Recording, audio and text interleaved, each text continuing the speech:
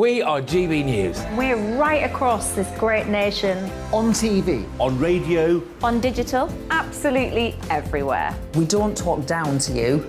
We embrace all voices with honest and civilised conversation. We are not part of the establishment. We're one of you. And we're only getting started. Join us on GB News, The People's Channel. Britain's news channel.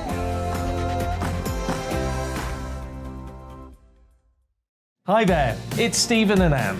At breakfast from 6 a.m, you'll always be caught up with everything you need to know, the latest headlines, opinions and debates. We'll bring you the good news and the bad, but most of all, we're here for you. Remember, send in your views and let us know what you would like us to talk about.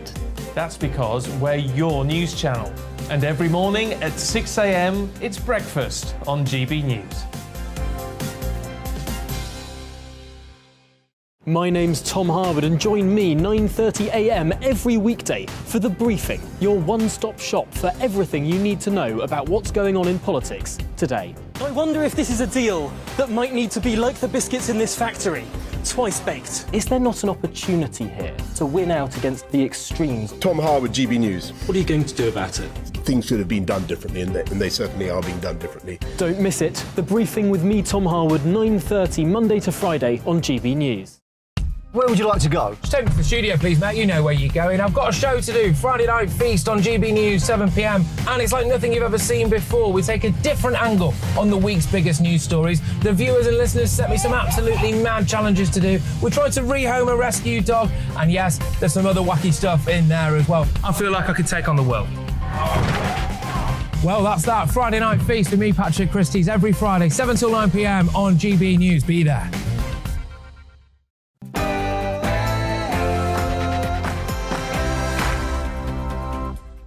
Good afternoon and welcome to The Briefing with me, Alastair Stewart, with you until 2 o'clock. It is the first full day after the midday drama of Boris Johnson's resignation yesterday. More runners and riders are emerging to contest the succession amid grave concerns among grassroots Tories that the party may have shot itself in the foot. The opposition are furious that he's staying on until October and are threatening a vote of no confidence. Well, that's a red rag to a bull for Tory MPs for sure. There are real concerns, however, about Brexit and levelling up, Johnson's twin themes when he was swept to power in 2019. If Boris goes, Brexit goes, his leading enemies cried. Well, one declared candidate, Tom Tugendhat's, already said that he wouldn't roll Brexit back, but he'd make it work. The question, therefore, is in play. And what of another Scottish independence referendum? Will the SNP feel more confident of pushing for it, be it legal or be it not? All of that and lots more with top guests, your comments for the next 2 hours.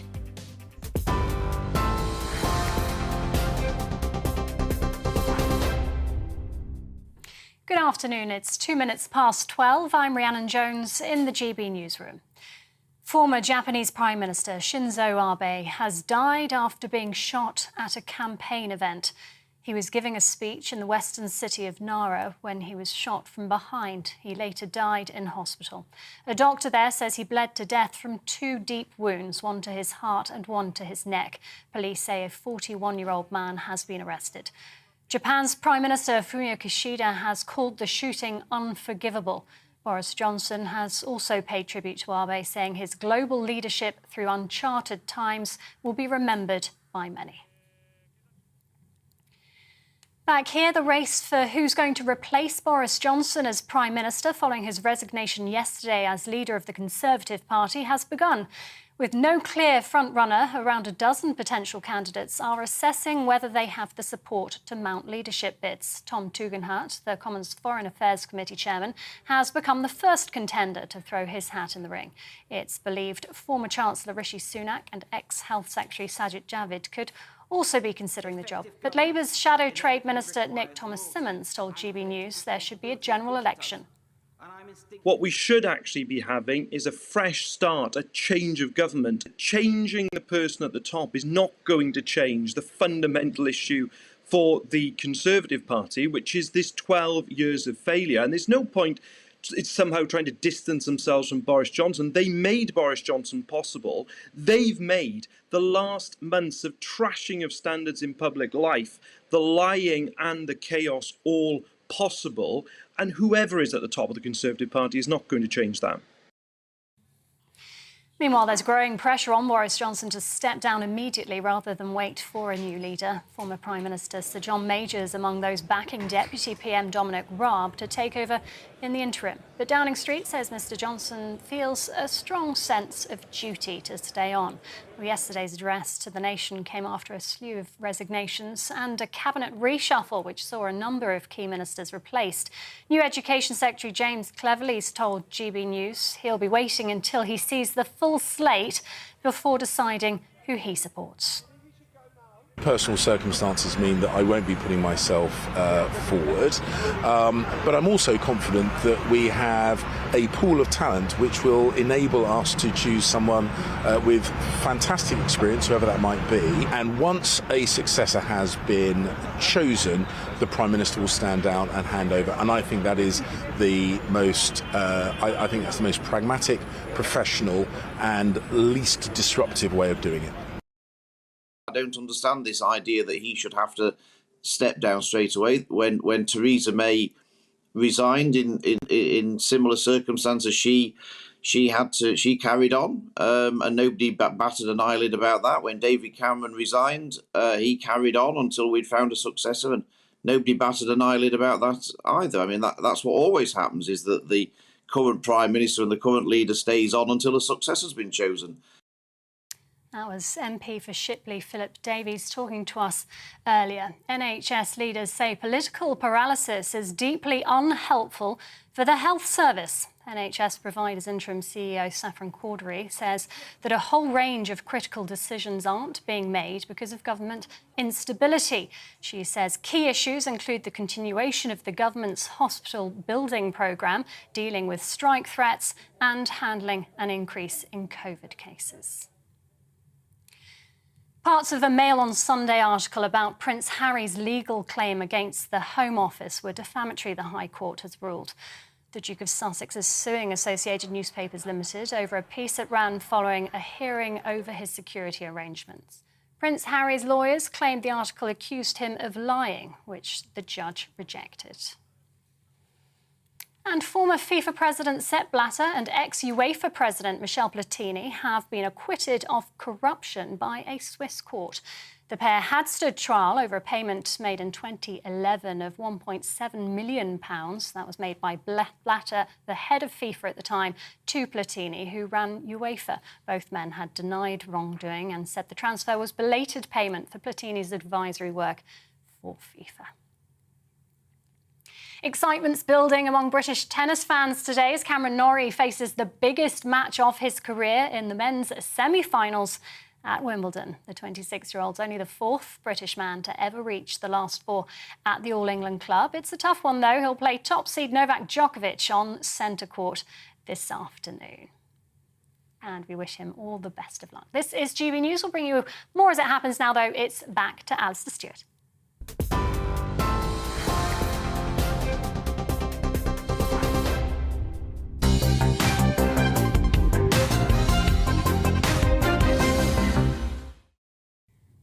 Welcome to the briefing. It's 7 minutes past 12. The race is on to succeed Boris Johnson as Prime Minister and Conservative Party leader.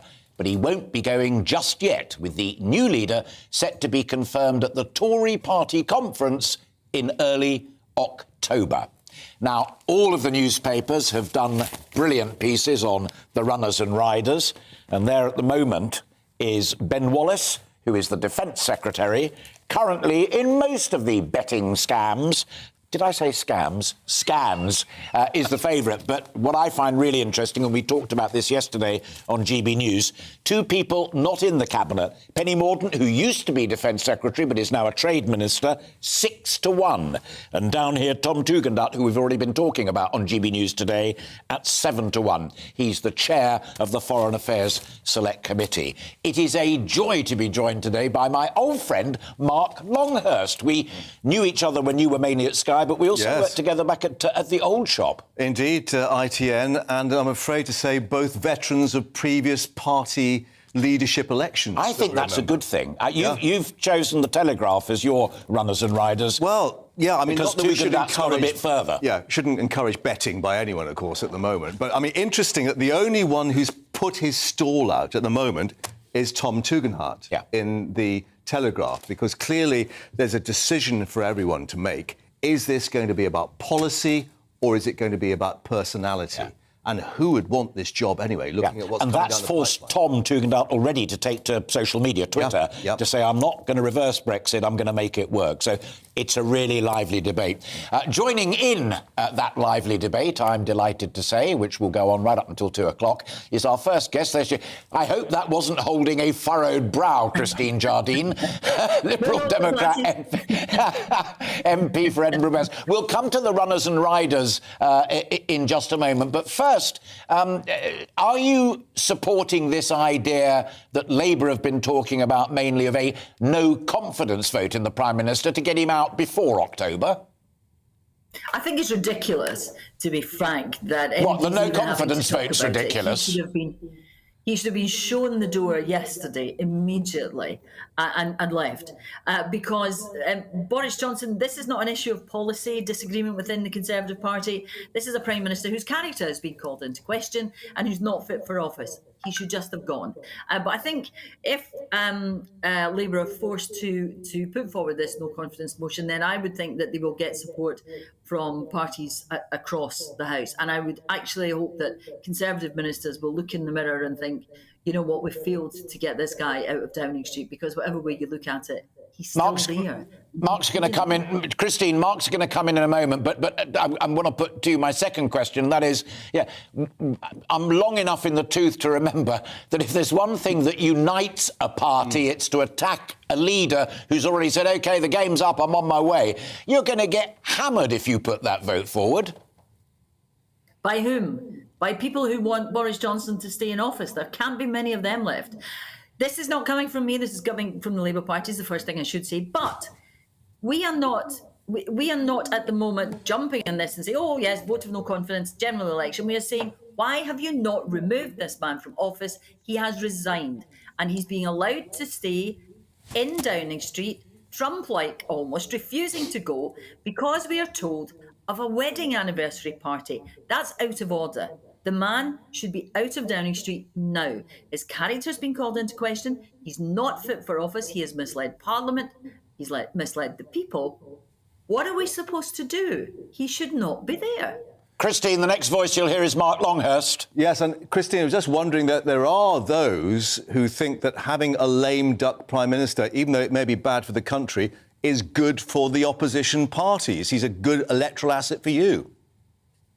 I'm not bothered about electoral assets for us. I'm bothered about the country. I'm bothered about the fact that he's in number 10. And I find that offensive as a citizen of the country, that he's been forced to resign. It took a lot to get him to resign. He's resigned and he's still there. That's not good enough. And Sir John Major making that point, of course, just a day or so ago. So who do you fear coming in to replace him? Who's going to make both Labour and the Liberal Democrats look at their policies and think we've really got to get our act together now? I don't actually fear anybody coming into Downing Street. And, you know, as far as I'm concerned, the sooner we get this sorted, the better. I have nothing to fear from the Conservative policies. What I want to see is the crisis addressed, the crisis that we're facing in the economy, in the cost of living, in energy prices. That all needs a Prime Minister and a government who will tackle it. Now, that's what I want to see. And I have no fears, no preference about who the Conservatives choose. The one thing I would ask of them when they do this time, please, don't be taken in by someone, you know, bulging with charm and oozing charisma. Go for a politician with integrity. We need a Prime Minister with integrity. Sure. That's what's been missing. Final question to you, Christine, from me, and it's Alistair again. You've still got a chance of the Exchequer in place, albeit a new one. You've got a new levelling up Secretary of State in Greg Clark. the business of government, the concerns of the nations will continue because the Prime Minister himself, to his credit, in my humble opinion, has said he will be virtually in neutral mode, but ministers will still be there doing the work of the country. And after all this, Alistair, you still believe a word that comes out of Boris Johnson's mouth? I don't. This is a man who's been proven to be completely and utterly unreliable, who has said things to Parliament and to the public which we now know were not correct.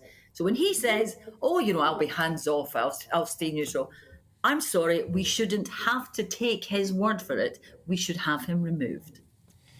Christine, always a pleasure to talk to you, from Mark and from me. Thanks very much indeed for your time. We'll talk to you again very soon. Liberal Democrat MP there.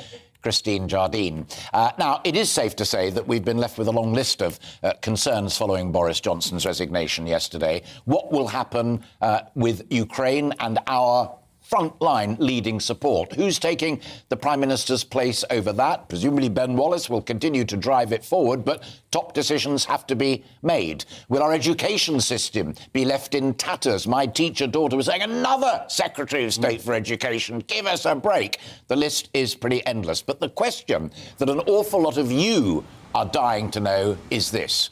Is Brexit secure now that Boris Johnson, the man who famously endeavoured to get Brexit done, has gone? Well, joining me now to share some wisdom is Rebecca Butler. Rebecca, intriguingly, is a former NHS nurse, but is currently a barrister and has made herself something of an expert in Brexit law. Let me start with the headline that we were talking about right at the beginning of the programme. Lord Adonis and Lord Heseltine both said if Boris goes, Brexit goes. In your view, is that a serious threat? No, it isn't a serious threat at all, Alistair. You know, any politician knows, and in fact Keir Starmer confirmed this at the beginning of the week, that Brexit remains a top of the agenda item for the seats that both parties are vying for at the next election. And Keir played a tactical game by saying that the EU withdrawal is now off the table. Whether people believe that or not is another matter. So Brexit is still the prime electoral driver, but it will also be the driver for who is the next leader of the Conservative Party. I absolutely agree. And let me interrupt because we can put some flesh on that bone, as it were. Tobias Ellwood, the chair of the Defence Select Committee, who toyed with running for leadership, but I think has now said that no, he's not going to do it this time. He voiced an interest in trying to rejoin the single market, not to stop Brexit, but to toy with it. Is that possible legally?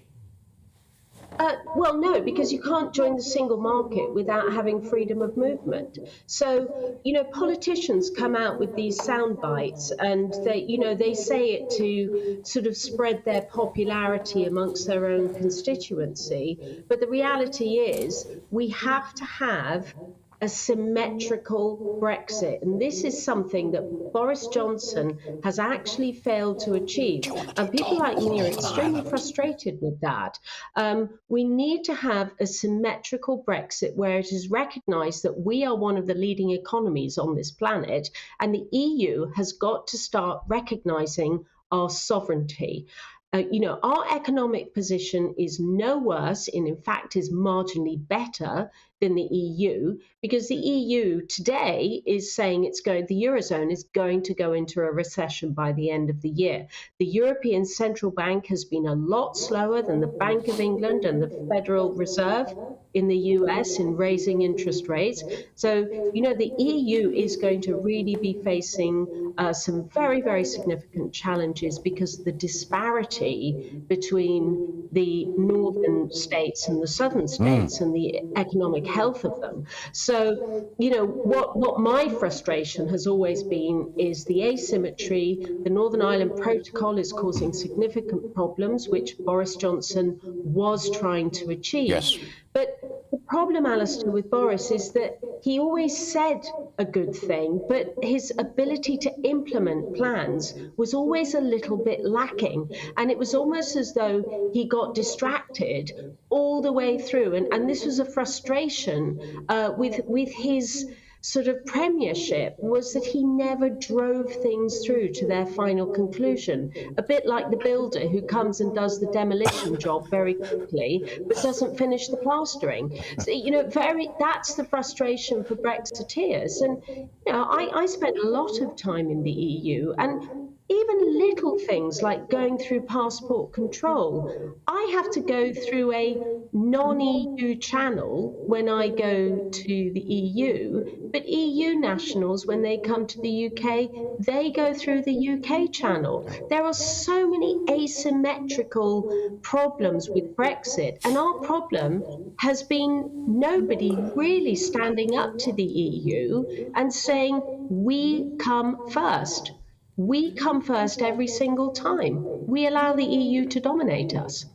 Rebecca, it's Mark Longhurst here as well in the studio. You touched on the issue of the Northern Ireland Protocol. Now, we're told that there will be no major decisions made during this interregnum, if you can call it that, until we get a new Prime Minister. How damaging is that going to be in terms of sorting this out with the EU? Well, it's going to cause delay, and of course now I think the EU sees some significant weakness. Michel Barnier effectively tweeted the same yesterday, and Guy Verhofstadt obviously is over the moon. Not that he is as much a big player as he seems to think, but the EU certainly thinks that we're now vulnerable because Boris has gone. But Boris Johnson was in the right place at the right time with Brexit, and there are plenty of other people who are Brexit voters. I'm thinking of Rishi Sunak, Suella Braverman, who are equally capable, well capable of driving the legislation through. The Northern Ireland Protocol is extremely damaging, and the amendments under the Internal Market Bill actually were all about protecting our relationship with Northern Ireland. So, to think that the EU can just turn around and accuse us of, as they call it, breaking international law, I'm afraid that is more hyperbole than reality. We are simply protecting the trade amongst our nation states. And as Boris said, it's like telling France that you can't sell Toulouse sausages to Paris. Or even better, Corsica has a separate customs union. He should never have agreed the Northern Ireland Protocol, never. And it was one of his biggest mistakes not to renegotiate that. Rebecca, we're seeing the problems. Rebecca, we're going to have to park it there because we have an appointment with the news bulletin in a wee while. But for the time being, a real pleasure talking to you. And congratulations on the perfect transition from being a nurse to being a rather brilliant barrister. I hope you'll keep in touch with us as this story undoubtedly develops. Thank you very much indeed. Rebecca Butler there, as I say, former NHS nurse, but currently a barrister. We asked you to give your comments, and off the back of that conversation and the one with Christine Jardine, Angela tweets, "We will have a revenge for Boris. The anger in the country is palpable." Stay right there, and we will be hearing from our political correspondent Tom Harwood with the very latest from Downing Street after this.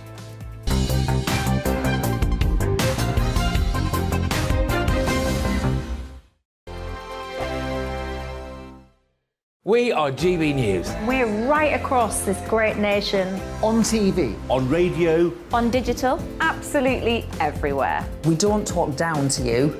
We embrace all voices with honest and civilised conversation. We are not part of the establishment. We're one of you. And we're only getting started. Join us on GB News, The People's Channel. Britain's news channel.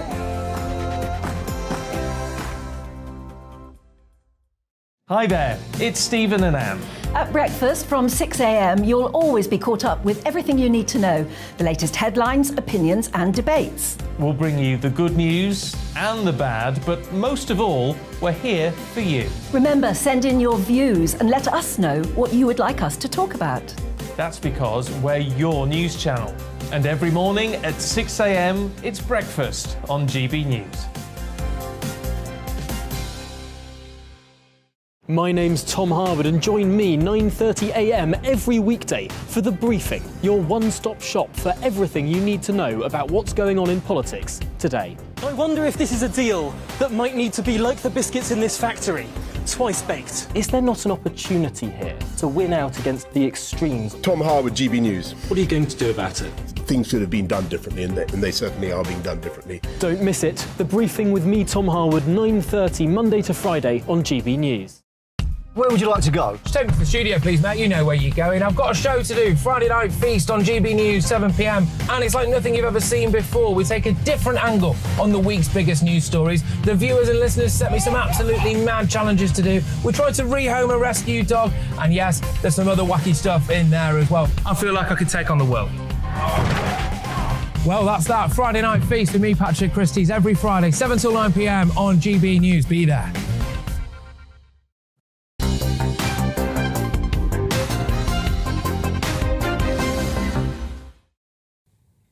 Welcome back. It is coming up towards 12:30 and you're watching The Briefing with Alastair Stewart. Yesterday, Prime Minister Boris Johnson resigned, you may have noticed, as the leader of the Conservative Party. It came after dozens of MPs resigned as junior ministers and a couple from the very top and then a few more from the very top, quitting the government, quitting their jobs and claiming that they had lost confidence in their leader. So that takes us to right where we are now. Joining us with any further developments that happened this morning or are unfolding this very afternoon is Tom Harwood, our GB News political correspondent, live for us. What is the latest, Tom? Well, Alastair, it might feel like I've been camped on this street for the last 4 or 5 days, but actually I've just got back from somewhere that hasn't been standing outside here. I've been inside number 9 Downing Street, where we have had a rather strange lobby briefing from the Prime Minister's official spokesman. Strange in the sense that this wasn't a briefing that was answering about any new policy, but answering questions and tying up those loose ends about what's going on now, what happens in this strange sort of interim period with Boris Johnson in his new role as a sort of caretaker Prime Minister. The first thing to report is that the ministerial gaps in government will be filled. We're expecting every resignation, or almost every resignation, to be plugged today. So we're expecting a number of what are called PUSSs, the junior ministers, the parliamentary undersecretary of state. We're expecting a number of those resignations coming in the next few, a number of those appointments, I should say, rectifying those resignations coming in the next few minutes, because of course the business of government must go on despite the handover of power to a new Prime Minister in a matter of weeks. So plugging those gaps in government, we should see a relatively secure set of appointments coming in the next few hours as the afternoon progresses, and that will mean that the government is whole once more. We've also learnt in terms of what the government will be doing for the next few months, what bills will be progressing through Parliament and what ministers may be announcing. The guiding principle of this government, we now understand, is that anything previously announced and currently going through Parliament will continue to go through Parliament. So that means policy that had previously been announced, for example, the Rwanda deportation strategy, well, preparations for the second flight, after the first flight, of course, was abandoned, those are still ongoing. So we may well see another flight attempt to go on under that policy. Also, the bills that are going through Parliament will continue to be guided through Parliament, but no new announcements, nothing, no new legislation tabled. Anything currently announced continuing, nothing new being announced. And I suppose the only exception there is if there's a big shock to the system. We did understand that the government may well respond in kind, but only in an exceptional circumstance. Really, what we're seeing now is the government finishing the business that was initiated, delivering the promises it has already made, but nothing new, nothing big, more to come from this government. Very quick one, if I may, Tom. That absolutely intrigues me because we talked about this before.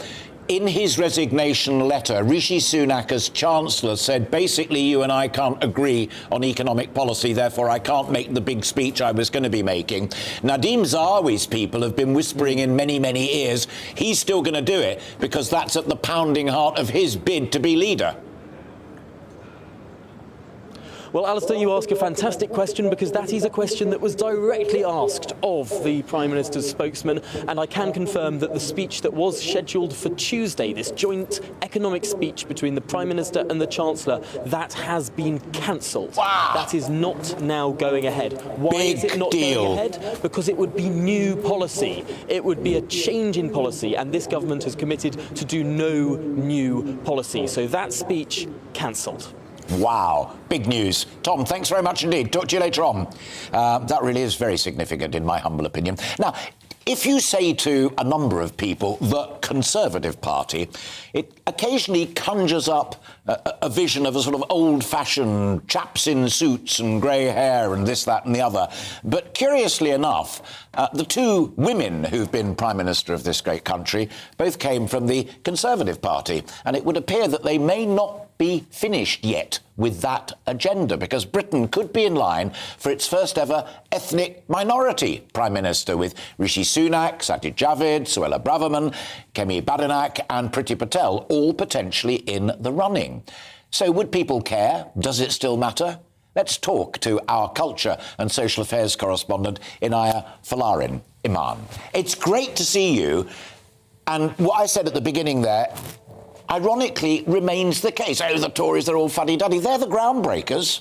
Yes, it is quite fascinating. I mean, it has been one of the most diverse cabinets in British history. And as you rightfully mentioned in the introduction, several of the frontrunners, or those touted to throw their hats in the ring, all come from ethnic minority backgrounds. So also on that list, Nadeem Zahawi, and actually increasingly, the overwhelming majority of the British public also support this. So there was a poll done last year by think tank British Future and found that 84% of British people would have absolutely no problem at all if an ethnic minority person. And the fundamental thing to me, at any rate, because I'm all in favour of that, but what I don't like is tokenism, and we've got to tick that box and fill that gap and what have you. This evolution of the Conservative Party has literally been evolutionary. It's not been, oh, we've got to do this, otherwise we'll be in trouble with the voters. Well, I think that is really striking, because every single one, it seems, of those candidates actually have a compelling story, as well as Sajid Javid. Yeah. His father was a former bus driver. We know about Nadeem Zahawi from a family of refugees. And so these are individuals that have achieved a lot in their lives. And that's going to be interesting, isn't it, in terms of the policies? You talk about Zahawi's journey, if you like, from Iraq.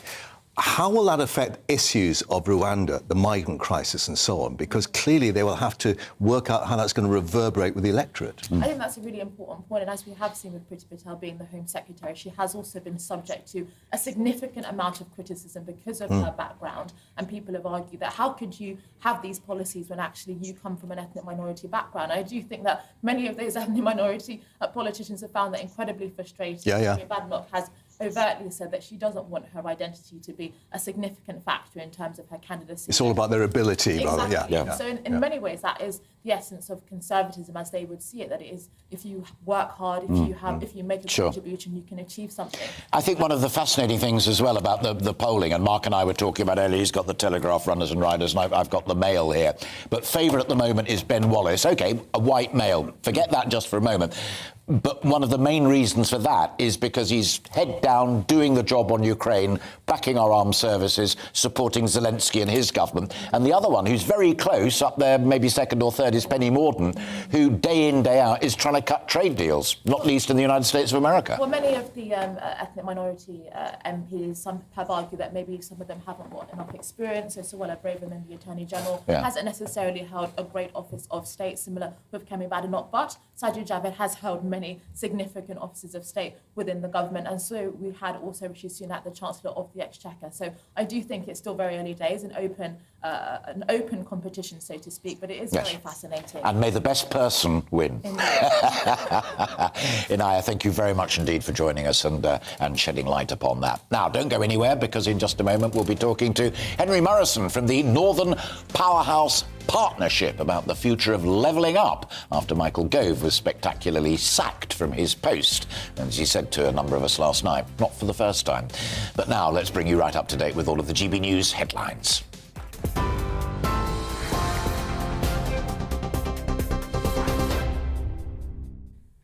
Good afternoon. It's 12:33. I'm Rhiannon Jones in the GB newsroom. And we start with some breaking news. Labour leader Sir Keir Starmer and his deputy Angela Rayner have not been issued with fixed penalty notices for alleged lockdown regulation breaches while campaigning in April 2021. That's from the Durham Police.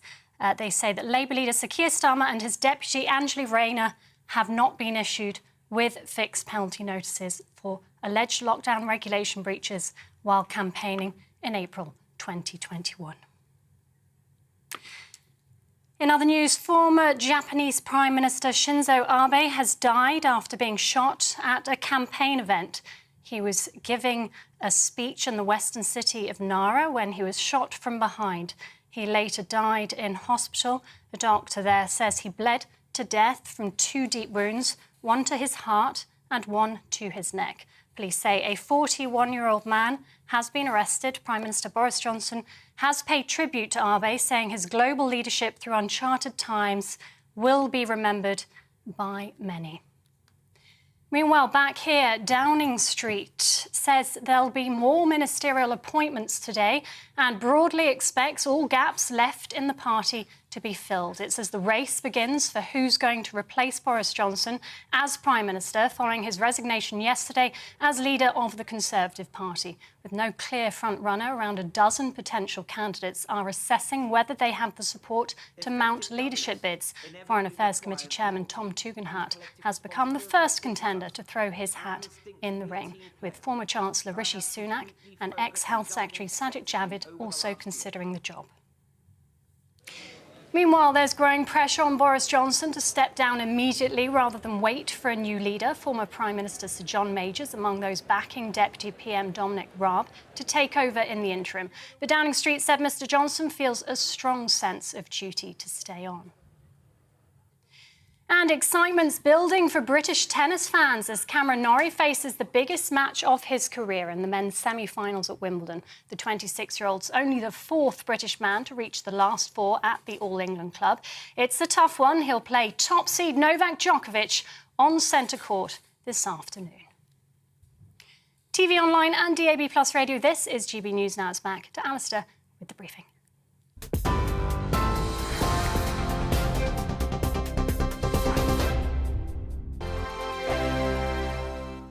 We are GB News. We're right across this great nation. On TV. On radio. On digital. Absolutely everywhere. We don't talk down to you. We embrace all voices with honest and civilised conversation. We are not part of the establishment. We're one of you. And we're only getting started. Join us on GB News, The People's Channel. Britain's news channel.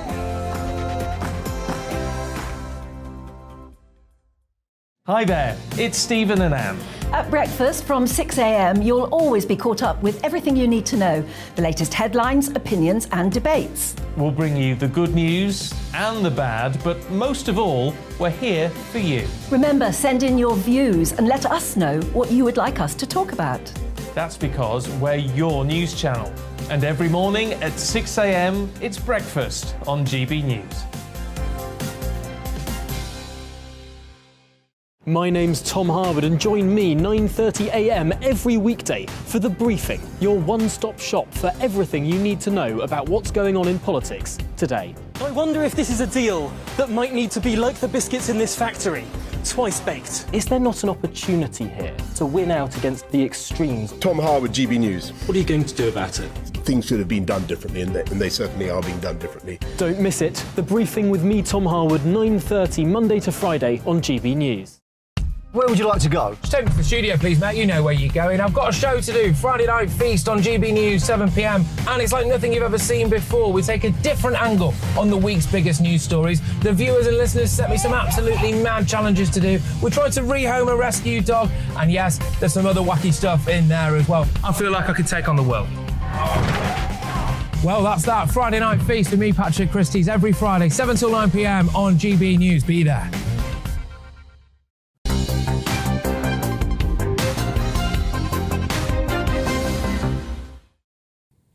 Welcome back. Breaking news of great significance. Our defence and security correspondent Mark White's with us now. Yes, this is the long-awaited report from Durham Constabulary, of course, into the party that was, at least the drinks and the curry that was attended by Sir Keir Starmer, Angela Rayner, and 15 other members of the Labour Party up in Durham at that miners' club. The constabulary have now said that there is no case to answer. They've not named Sir Keir Starmer or Angela Rayner, but all 17 of those attending that event, those drinks and having that curry, are not going to be the subject of a fixed penalty notice. Do they say why? Yes, they have, and I'll just read part of this statement from them. They said that a substantial amount of documentary and witness evidence was obtained which identified the 17 participants and their activities during that gathering following the application of the evidential full code test. Keir Starmer will know all about that, former Director General of CPS. It has been concluded that there is no case to answer for a contravention of the regulations due to the application of an exception, namely reasonably necessary work. So they've concluded, effectively, it was a work event, and as such, they shouldn't be. And that had been Labour's position, where they said that they had pre-arranged this meal as refreshment after being out on the stump and the hustings. That's right. Therefore, it was work-related. Absolutely. That's been what they have maintained throughout this. So take me through then how the Prime Minister meeting with colleagues and officials in the Cabinet room does get done. Well, you make a very good point. I think there will be very many angry people, I'm sure, within the Conservative Party and probably wider afield who will feel that, perhaps the Prime Minister and others at Downing Street who argued that many of the events they were at were work-related. Sure. But also, we need to be legally very, very careful here.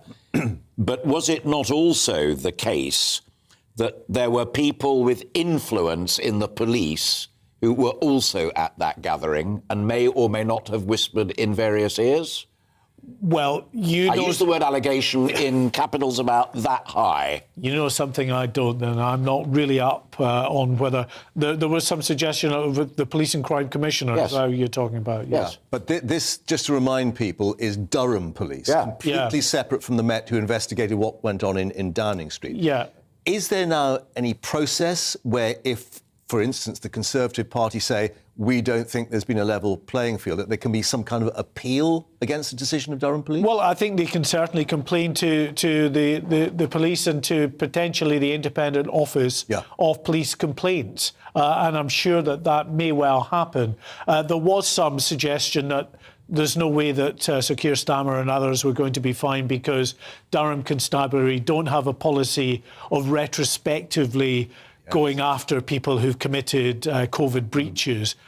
That's not true. I mean, yes, that was kind of the unofficial policy that they had, but the Metropolitan Police had that policy as well, and they didn't want initially to get dragged into Partygate at Downing Street. They were pushed into that by the political uproar over the events that took place. So they had to then carry out that investigation. Durham Constabulary as well, they've carried out an investigation. They say clearly that if there had been a case to answer, then potentially there would have been fines issued. But in their opinion, it is their assessment that this does fall into a work event. I suspect whatever people's partisanship out there listening to the conversation, whatever that is, that's irrelevant, but to one side.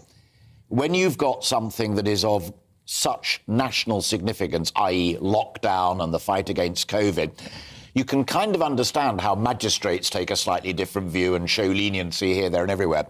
But two, as Mark said, two sovereign police forces in their own necks of the wood taking totally different judgments on something that is absolutely top of the political agenda. It's extraordinary. The only thing I would say that, a slight opposition to that viewpoint would be that if you look at the Metropolitan Police Force in the round, all of the events that they investigated, because there was more than it was only one, as far as Boris Johnson was concerned. That event in that cabinet room where he was given the birthday cake was the one that he was fined for. The other events that he attended, clearly the Metropolitan Police took the view that they were work-related as well. Yeah, so. yeah. And very quickly, I mean, obviously, the important political point is that Keir Starmer had taken the moral high ground on this, saying that he would resign if that fine had been imposed. Well, of course, many said this is such a political gamble, but really it wasn't, because if he'd been found guilty and issued with a penalty notice for everything that he had said about Boris must go, there's no way that he would have been able to hold on to that job. So really he had nothing to lose by saying that if he gets a fine, he will go.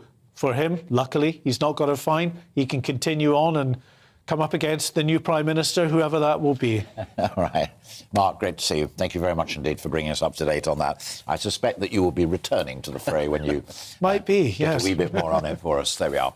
Now, back to our main theme today. One of Boris Johnson's big pledges in 2019 was levelling up the country, a message which greatly appealed to many red wall seats that the Prime Minister won in the Midlands and, of course, in the North. But how well has he done on this, and what do those areas want from the next Prime Minister and Conservative leader? Well, I'm delighted that we're being joined now by an old friend of GB News, Henry Murrison, who is from the Northern Powerhouse Partnership. Just to set the scene, in your view, had levelling up genuinely under Boris Johnson begun to happen? I don't think it had really begun, Alistair, to be honest. I think it's better to describe that a plan had been set out, but not actually actioned yet. And obviously that plan was being led by Michael Gove, who was sacked for apparently being a snake in the grass, I think was how he was described by the Prime Minister. Neil O'Brien resigned, and the other author of the White Paper has now gone back to his main job as Chief Exec of the RSA. So I think my reflection would be the government is nowhere on levelling up, hasn't really delivered the detail yet, has obviously limited and cut back investment on the rail line across the Pennines, cut back HS2. So there's real doubts, unless the government can get its momentum back, that levelling up will be anything but a catchphrase. But would it have to be, as Tom Harwood pointed out earlier on, it wouldn't have to be fresh policy, because we know what they're trying to do, and therefore Greg Clark doesn't have to do anything fundamentally radical. He just needs to get on with it. Have we lost Henry? We think we can reconnect with Henry. There he is. Sorry, yeah, I was just saying. Did you get the question? I did, yeah. So, I mean, I've been very clear today, and I've said the same to Matt Chorley on Times Radio, that under the precedents that they're established, as long as the new Secretary of State reaches across the aisle to Lisa Nandy and can get cross-party agreement, the devolution deals that are underway, so there's a deal on the table for the North East to get a devolution deal that includes skills and transport from Berwick to Sunderland, so covering the wider North East and the current deal. Greater Manchester, as well as the West Midlands, have been promised more powers by the government. So I would say that the incoming Secretary of State's first call should be that he will work cross-party on this agenda. The precedents are very clear that as long as the Labour Party agrees to what's being suggested, these are uncontroversial areas of development on the ground, often dealing with Labour as well as Conservative councils. There's no reason why working across the aisle, Greg Clark, who in my background negotiated devolution deals back when they were called city deals over a decade ago, there's no reason Greg Clark can't conclude the things that were started by Michael Gove. Henry, it's Mark Longhurst here as well in the studio with Alistair. I mean, the other issue, of course, it's not just about the Northern Powerhouse now, maybe, that we're all in this together when we're looking at this cost of living crisis. And maybe the thing is that the Chancellor's going to be as important as the Prime Minister. Who's going to be the next Chancellor? I think on cost of living, I accept we've got some real challenges. But you've got to remember, as the Northern Powerhouse Independent Economic Review showed, Northerners are starting off with £7,000 less in income than your average Southerner. So the cost of living crisis is being felt particularly hard in places like Blackburn, where I'm standing now. I'm on my way to Lee this afternoon to talk to communities who are really suffering. So I think it has been used by some in the Conservative Party as a bit of a distraction from the need to rebalance the country, that everyone's feeling the pinch. The reality is the poorest people in the most disadvantaged areas are being hit the hardest, and we need to redouble our efforts to close those economic divides whilst we help those who are the most vulnerable with the particular pressures they're feeling at the moment. Henry, absolutely. And, of course, the other aspect is transport infrastructure as well, which clearly the North is suffering from. But thank you very much indeed for joining us from the North. And We got back in contact with you, which is great. Excellent. Thanks, Henry. Good talking to you. Sorry for the issues with the line. Now, as we've been saying, the race to replace Boris Johnson as Conservative Party leader has begun. The Deputy Prime Minister, Dominic Raab, and former Secretary of State for Housing, Michael Gove, have both ruled themselves out. So, who are the main contenders and who could become our next Prime Minister? Our Home and Security editor, Mark White, who just heard live talking about Partygate, Durham, Beergate and the rest of it, has been looking also into the runners and riders for the leadership of the Conservative Party. Here's what he's found out.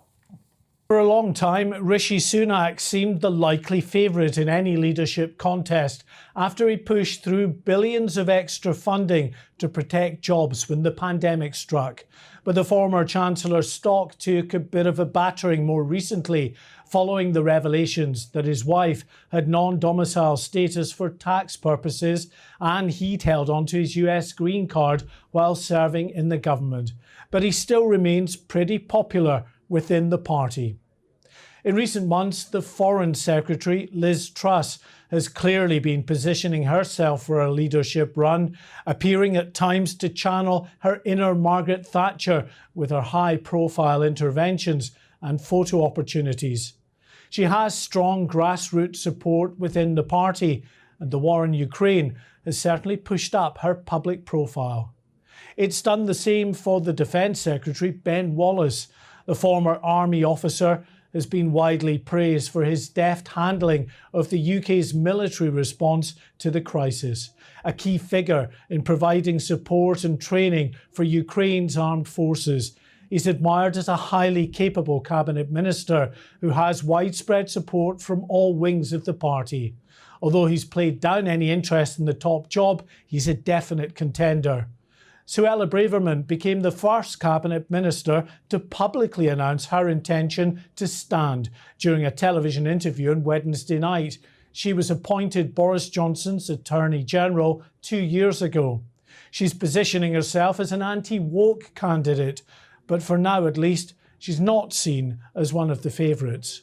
Tory rebel Steve Baker has pretty much confirmed he'll also be running for the top job. The Brexiteer, who played a leading role in orchestrating the resignation of Theresa May, might struggle to win over many on the left wing of the party, but he told GB News he's getting lots of support from serious figures. And I'm doing it out of respect for Conservative Home readers and the many people who I'm afraid, to the disappointment of my critics, are in fact lighting up my phone encouraging me to go for it. You know, people have watched me provide leadership for 7 years, sometimes for up to a third of the Conservative Party, and successfully. Coming second to Boris Johnson in the last leadership election, Jeremy Hunt has been out of office for the past 3 years. But there's little doubt the former Foreign Secretary will seize the opportunity to throw his hat back into the ring. Although his strong support for tough lockdown measures during the pandemic won't sit well with some in the party. Well, less than 2 days after accepting the job as Chancellor and then robustly supporting Boris Johnson on the airwaves, Nadhim Zahawi pretty much wielded the killer blow by very publicly demanding the Prime Minister's resignation. Little surprise to those in the party who say he's been quietly plotting a leadership bid for months. He's certainly seen as a safe pair of hands. Well, the Home Secretary, Priti Patel, is highly popular on the right of the party, where they support her tough line on the small boats crisis. But her plans to send asylum seekers to Rwanda have run into inevitable legal obstacles. Her staunch support of Boris Johnson, while many others called on him to go, might also impact on her chances.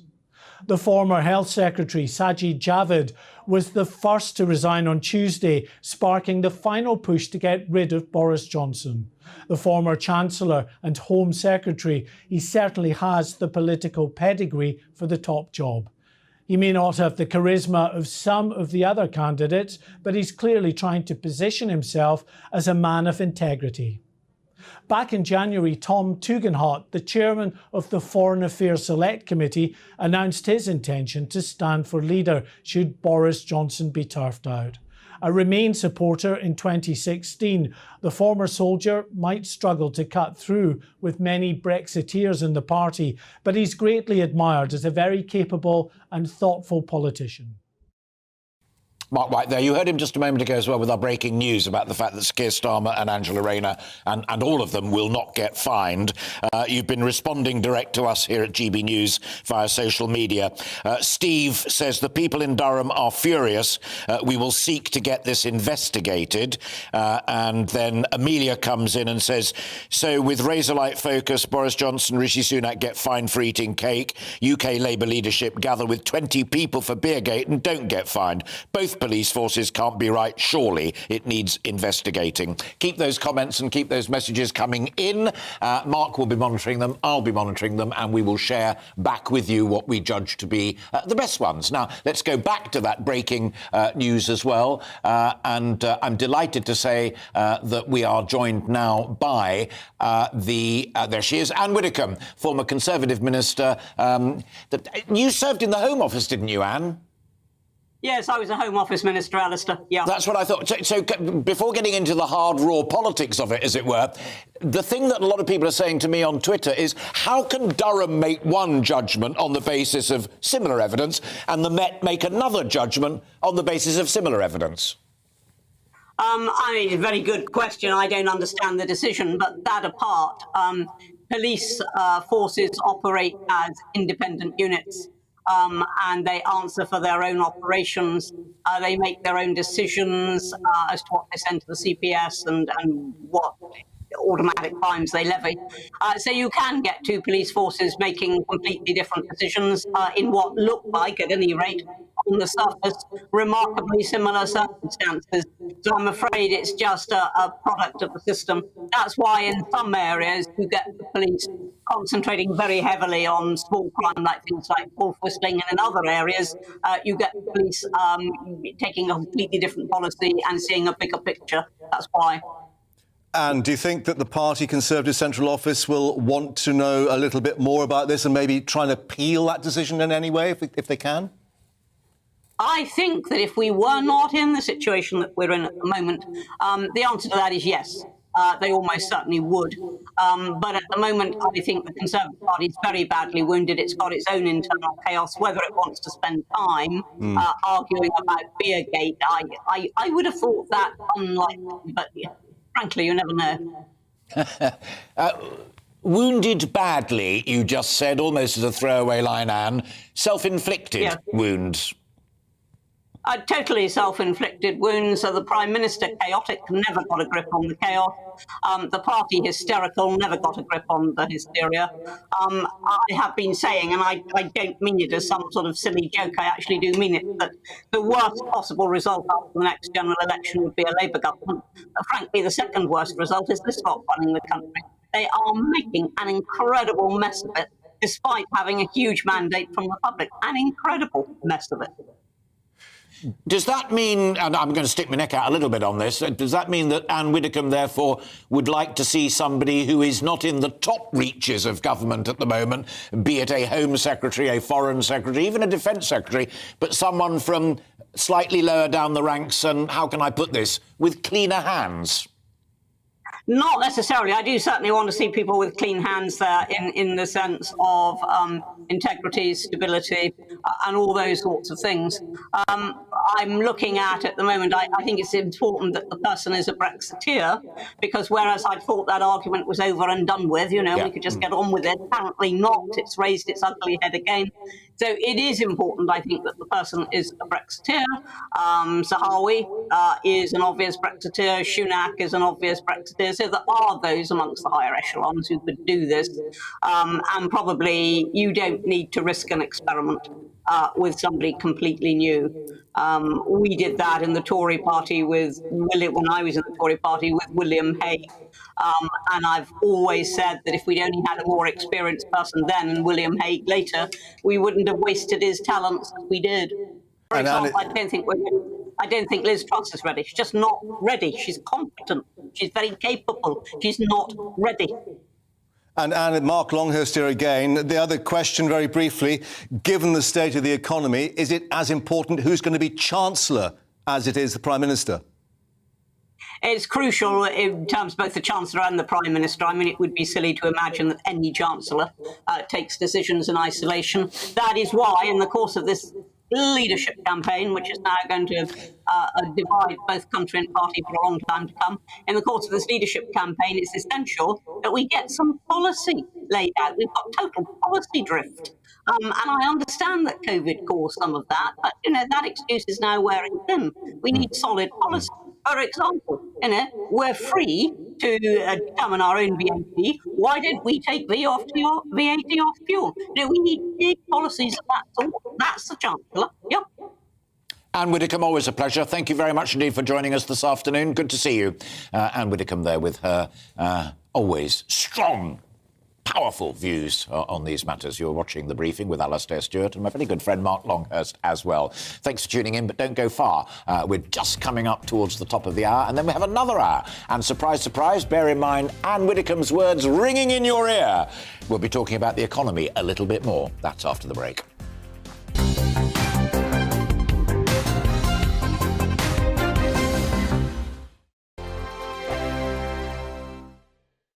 We are GB News. We're right across this great nation.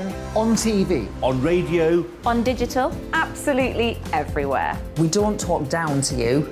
We embrace all voices with honest and civilised conversation. We are not part of the establishment. We're one of you. And we're only getting started. Join us on GB News, The People's Channel. Britain's news channel.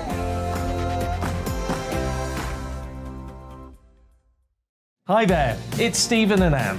At breakfast from 6 a.m, you'll always be caught up with everything you need to know, the latest headlines, opinions and debates. We'll bring you the good news and the bad, but most of all, we're here for you. Remember, send in your views and let us know what you would like us to talk about. That's because we're your news channel. And every morning at 6 a.m, it's breakfast on GB News. My name's Tom Harwood, and join me 9:30 a.m. every weekday for The Briefing, your one-stop shop for everything you need to know about what's going on in politics today. I wonder if this is a deal that might need to be like the biscuits in this factory, twice baked. Is there not an opportunity here to win out against the extremes? Tom Harwood, GB News. What are you going to do about it? Things should have been done differently, and they certainly are being done differently. Don't miss it. The Briefing with me, Tom Harwood, 9:30 Monday to Friday on GB News. Where would you like to go? Just take me to the studio, please, Matt. You know where you're going. I've got a show to do. Friday Night Feast on GB News, 7 p.m. And it's like nothing you've ever seen before. We take a different angle on the week's biggest news stories. The viewers and listeners set me some absolutely mad challenges to do. We tried to rehome a rescue dog. And yes, there's some other wacky stuff in there as well. I feel like I could take on the world. Well, that's that. Friday Night Feast with me, Patrick Christie's, every Friday, 7 till 9 p.m. on GB News. Be there.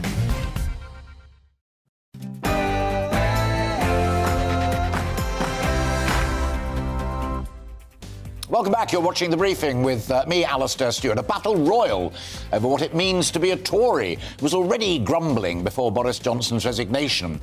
In his letter, the outgoing Chancellor, Rishi Sunak, said that he and the Prime Minister couldn't agree on tax and the economy. It's really about high tax, low spending, the size of the state, and whether government can or indeed should try to cure all our woes. Well, we'll be examining that and the continuing cost of living crisis in the next hour. In addition to that, Brexit, there is the unresolved issue of the Northern Ireland Protocol. We talked a little bit about that just after noon. It's still causing grave concerns, however, in Belfast, in Dublin, in Brussels, and of course in Westminster. So, what is the way forward? Is there a way forward?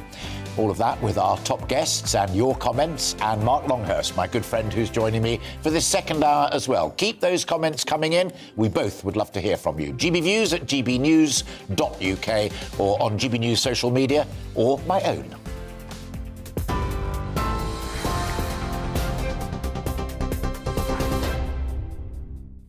Good afternoon. It's 2 minutes past 1. I'm Rhiannon Jones in the GB newsroom.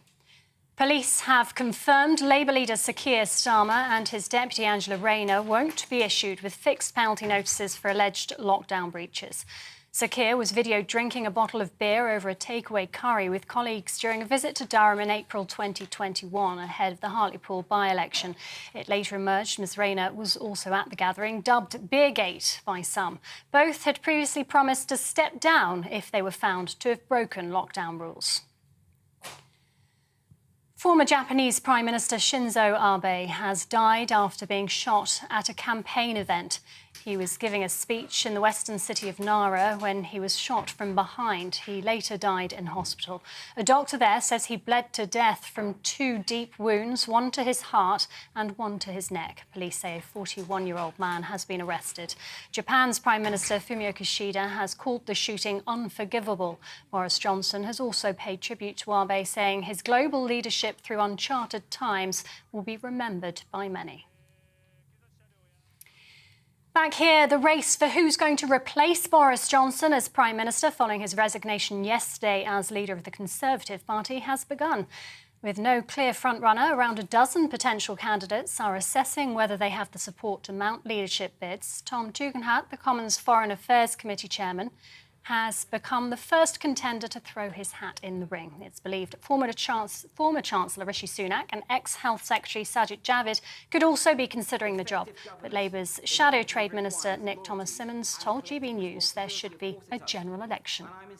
What we should actually be having is a fresh start, a change of government. Changing the person at the top is not going to change the fundamental issue for the Conservative Party, which is this 12 years of failure. And there's no point it's somehow trying to distance themselves from Boris Johnson. They made Boris Johnson possible. They've made the last months of trashing of standards in public life, the lying and the chaos all possible. And whoever is at the top of the Conservative Party is not going to change that. MP for Shipley Philip Davis told GB News he sees no reason why Boris Johnson should step down before a successor's found.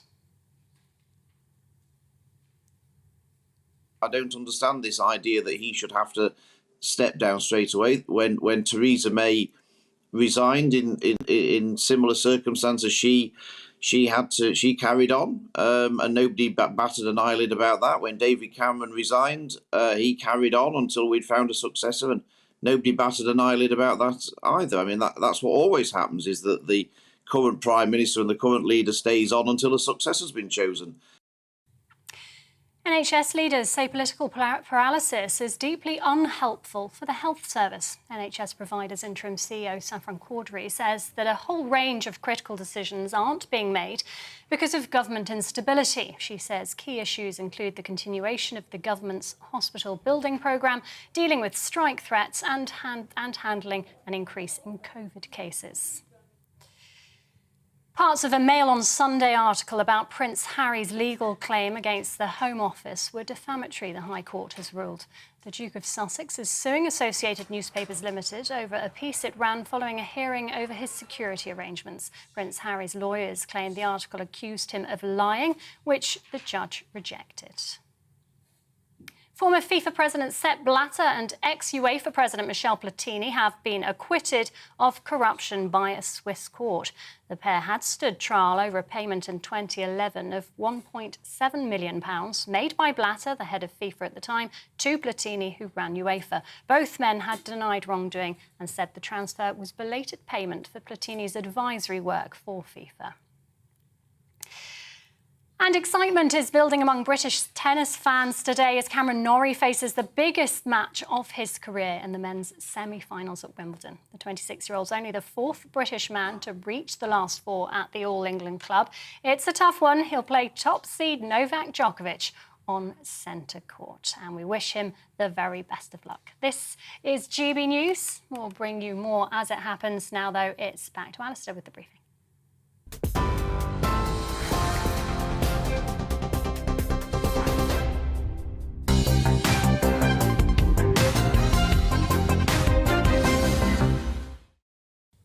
Rhiannon, thank you very much indeed. Welcome back. You are indeed watching The Briefing with Alistair Stewart. Mark Longhurst is still by my side. Now, how did it get so wrong for the Prime Minister that his own party sought to oust him from office. A supreme self-inflicted wound, said Anne Widdecombe live on GB News just a few moments ago. Well, our national reporter, Paul Hawkins, has been trying to unravel that curious question. Here's his latest. The straw that broke Boris Johnson's back began on the 29th of June here at this private members' Tory club in central London. What happened here and how the PM dealt with it was the final nail in the coffin for his premiership. 2 days later, on the 1st of July, a story is printed alleging Tory Tamworth MP Chris Pincher was drunkenly groping men at the Carlton Club. He resigns as Deputy Chief Whip, saying he embarrassed himself after drinking too much, but denies the other allegations. The same day, Number 10 says the PM wasn't aware of specific allegations against Chris Pincher. But later that day, Parliament's watchdog receives a complaint against Chris Pincher and the whip is withdrawn from him. In other words, he now sits as an independent MP. On July the 3rd and 4th, two ministers both publicly say the PM didn't know about any specific allegations against Chris Pincher before making him Deputy Chief Whip in February. Then later on July the 4th, the line from Number 10 shifts. The Prime Minister was aware of some allegations. On July the 5th, Dominic Raab admits that Chris Pincher was investigated in 2019 over alleged inappropriate behaviour while he was a minister here at the Foreign Office.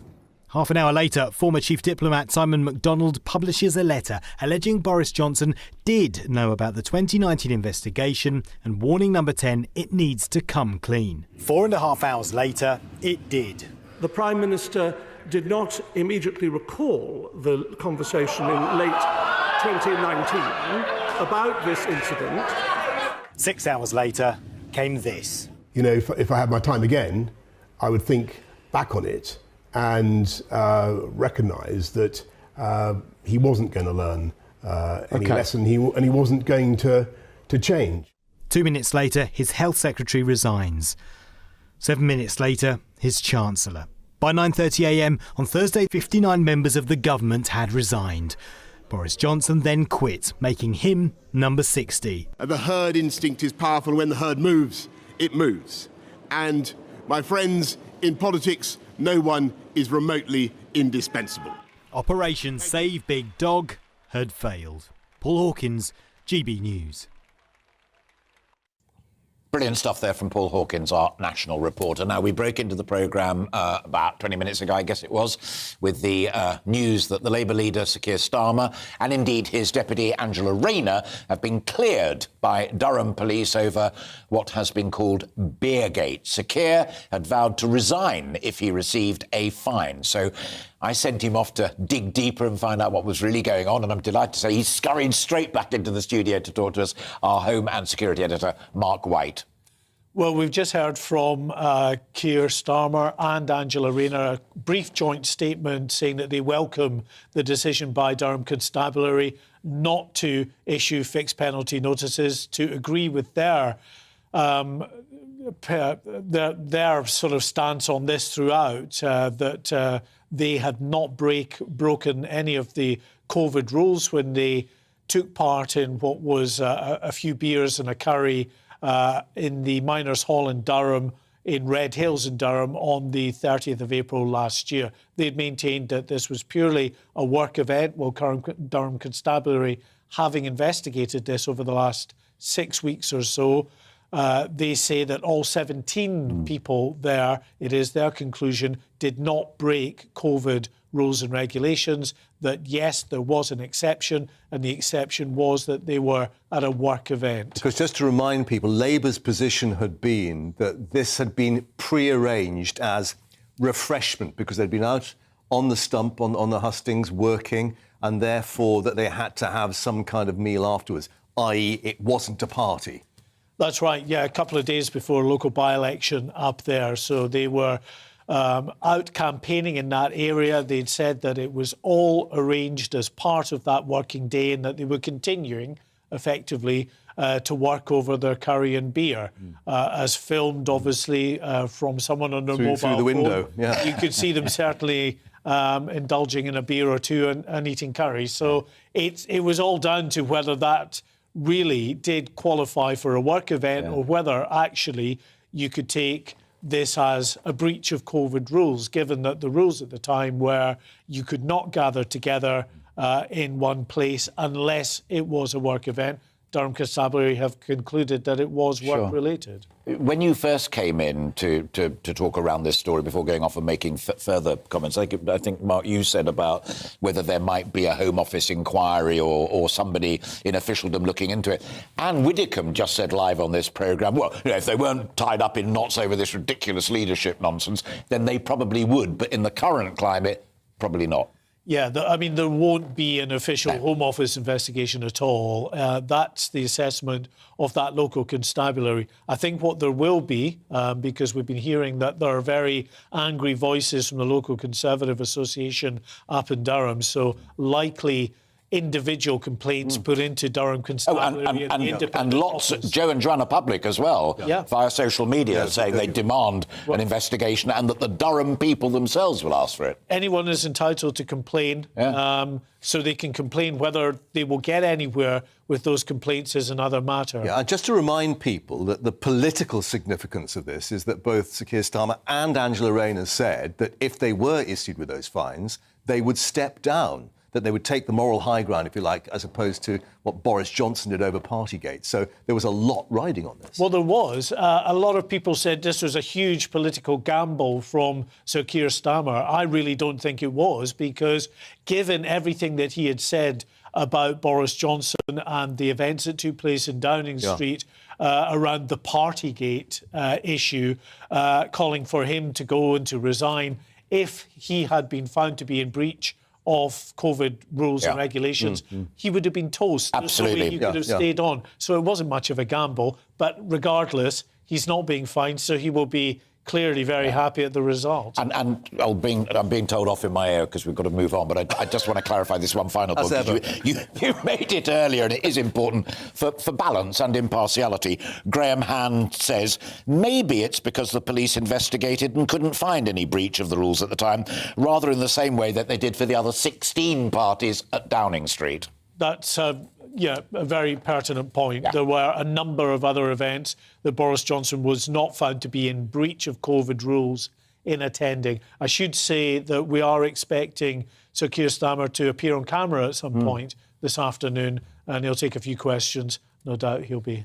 We shall watch that with great interest and report it, of course, via you, I'm sure.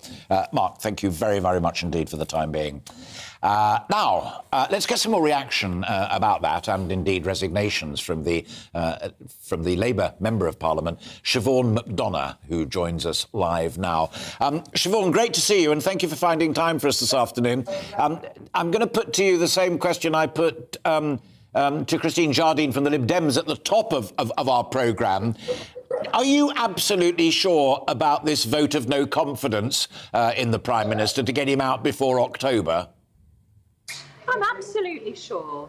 After everything we've been through this week, after his challenge to the British Constitution, after his lies and his complete disrespect shown to his own MPs and to the country, I think a vote of no confidence is absolutely the right thing to do. You know, I'm sitting here in my constituency in a cafe and people are worried about the NHS, they're worried about getting a GP's appointment, and they're really worried about what's going to happen this autumn when they can't afford their gas and electricity bills. And that's what the travelling circus that Boris Johnson's government has become should be. I can understand that, and we could argue about it until the cows come home. My point is purely a political one, and that is that the Tory party are in the process of beating themselves up, as Anne Widdecombe just said. You know, it's a serious shot in the foot.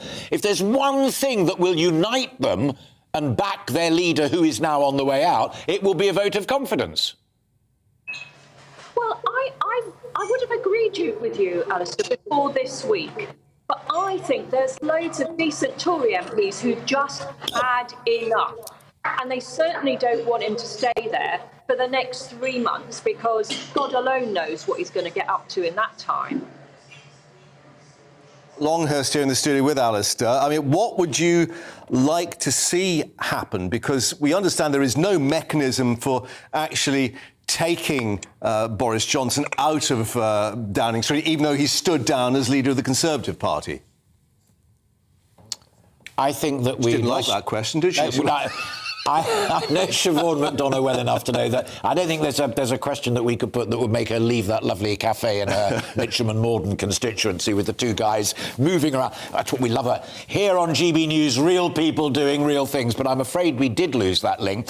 Mark and I are here right up until 2 o'clock, and it's not one of those things that presenters say occasionally when things go wrong. If we can get back to her, they're just discussing that in our ear at the moment, and we're just going to give it 4 seconds. Yes? Oh, can we do it?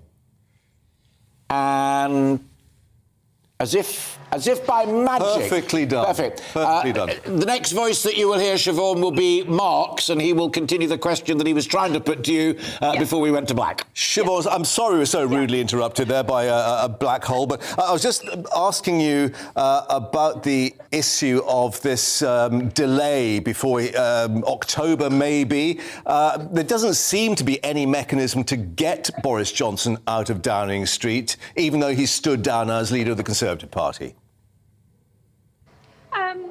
Well, I think John Major has written to the 1922 committee of backbench MPs and asked them to get the Deputy Prime Minister to stand in his stead, and that seems like an ideal solution to me. And do you think that would be acceptable, even though we've got all these issues that need addressing on the cost of living crisis? We've got interest rates likely to go up again. We've got the fuel issue of likely electricity going up again in the autumn. Doesn't there need to be someone in control and getting hold of these things? Well, I'm no fan of Dominic Raab, but I have more confidence in him as Deputy Prime Minister than I do our current Prime Minister. And you're right, we want a serious head on serious shoulders that puts the country first rather than themselves first. Final one is a more serious head, to quote yourself back to you. Boris Johnson used to be one of your assets, you thought, because he drove people into your arms. You're still nowhere near forming a majority government in the polls, are you? Mm. Well, Alistair, as I'm sure you would agree, we had a near-death experience. We, the Labour Party, had a near-death experience in 2019. The fact that we are a proper party led by a leader that commands respect puts us in a much better position. And the fact that we're in the lead in the polls at all is absolutely amazing. And, you know, you've got to do things for the good of the country, and getting rid of Boris Johnson was for the good of the country. And we will fight the next general election campaign in the strongest way we can, but we have to be respectful of the fact that we are partially responsible, we the Labour Party are partially responsible for Boris Johnson becoming the Prime Minister in the first place by offering Jeremy Corbyn up. Absolutely extraordinary. Next time we talk, we'll have another 10 minutes on why Sir Keir backed Jeremy Corbyn for so long, but we don't, alas, have time for it. See, I love it. You still get a smile from Siobhan. That's why she's such a great interviewee. Great to see you, and take care. Enjoy the coffee and sandwiches. We'll talk to you again soon. Thank you. Siobhan McDonough, Labour Member of Parliament. And fascinating there. I mean, her own version of what Widdicombe was saying about the Tory party. You know, we went through an existential crisis in 2019 under Jeremy Corbyn, and Anne Widdicombe saying, you know, we're looking at an existential crisis right now. Yeah, yeah. Good people. Yeah, yeah, and obviously indicating how the decision-making may go in these coming weeks. Absolutely. Right, the time is now 21 minutes and a little bit past 1. Coming up, we'll be heading to Northern Ireland to see what the impact of the Prime Minister's resignation will be there. That is after this break.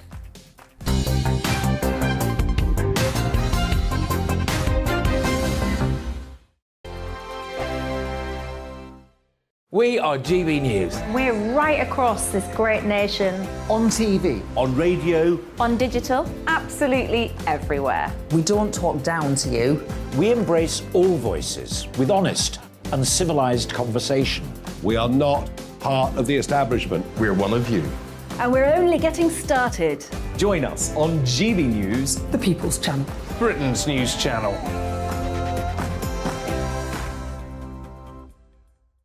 Hi there, it's Stephen and Anne. At breakfast from 6 a.m, you'll always be caught up with everything you need to know, the latest headlines, opinions and debates. We'll bring you the good news and the bad, but most of all, we're here for you. Remember, send in your views and let us know what you would like us to talk about. That's because we're your news channel. And every morning at 6 a.m, it's breakfast on GB News.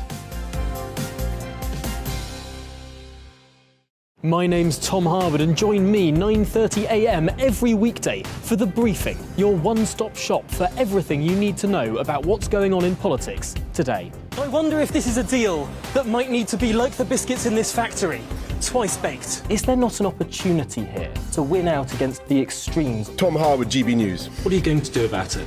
Things should have been done differently, and they certainly are being done differently. Don't miss it. The Briefing with me, Tom Harwood, 9:30 Monday to Friday on GB News. Where would you like to go? Just take me to the studio, please, Matt. You know where you're going. I've got a show to do. Friday Night Feast on GB News, 7 p.m. And it's like nothing you've ever seen before. We take a different angle on the week's biggest news stories. The viewers and listeners set me some absolutely mad challenges to do. We tried to rehome a rescue dog. And yes, there's some other wacky stuff in there as well. I feel like I could take on the world. Well, that's that. Friday Night Feast with me, Patrick Christie's, every Friday, 7 till 9 p.m. on GB News. Be there.